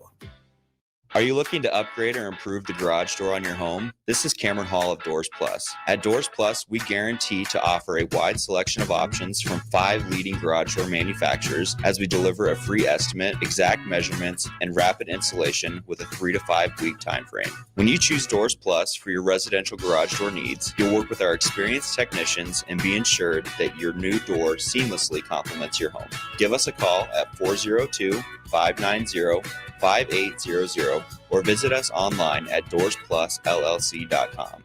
Doors Plus, garage doors, and more. What's better than supporting your favorite radio station and eating delicious Nebraska-made products? Smoking Gun Jerky of Nebraska wants to highlight you, the listener, on the 93.7 The Ticket Wall of Fame at the store. Stop by the store at 48th and R in Lincoln and see their huge variety of small batch gourmet jerky. Or if you're not in the area and want to try some, go to smokinggunjerky.com and enter code EARLY for 10% off your purchase. It's the ultimate low-calorie, high-protein snack at Smoking Gun Jerky of Nebraska. With UBT, you've got total control over your money. Like Doug, who runs his game day tailgate like a well-oiled machine. I got burgers, brats, chicken, dogs, plus all the fixins. And with the UBT Go app, I can track my food spending from anywhere. Pro move. They don't call me Grill Sergeant for nothing. No matter your goals, UBT helps you feel good about reaching them. Union Bank and Trust. Member FDIC. Back to old school with Foreman and Oerman on 93.7 The Ticket and theticketfm.com.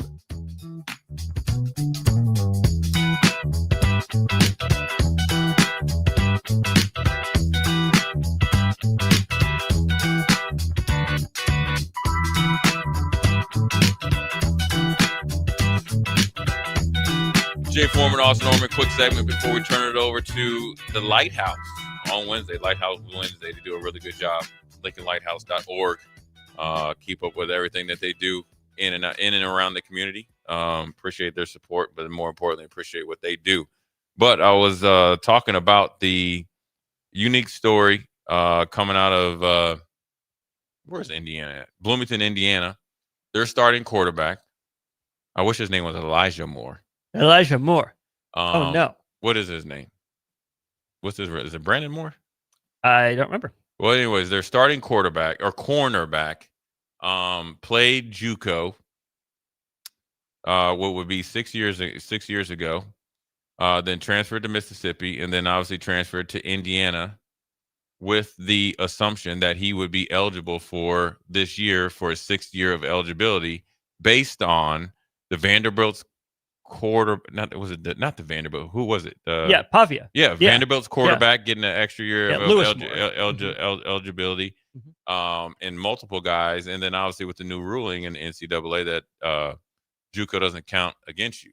Mm-hmm. Well, he played in the first 2 games. Well, he had an initial hearing. It got pushed back. He played the 2 games and had another hearing, which said that there will be another hearing in 2 weeks. So now he gets to play 2 more games.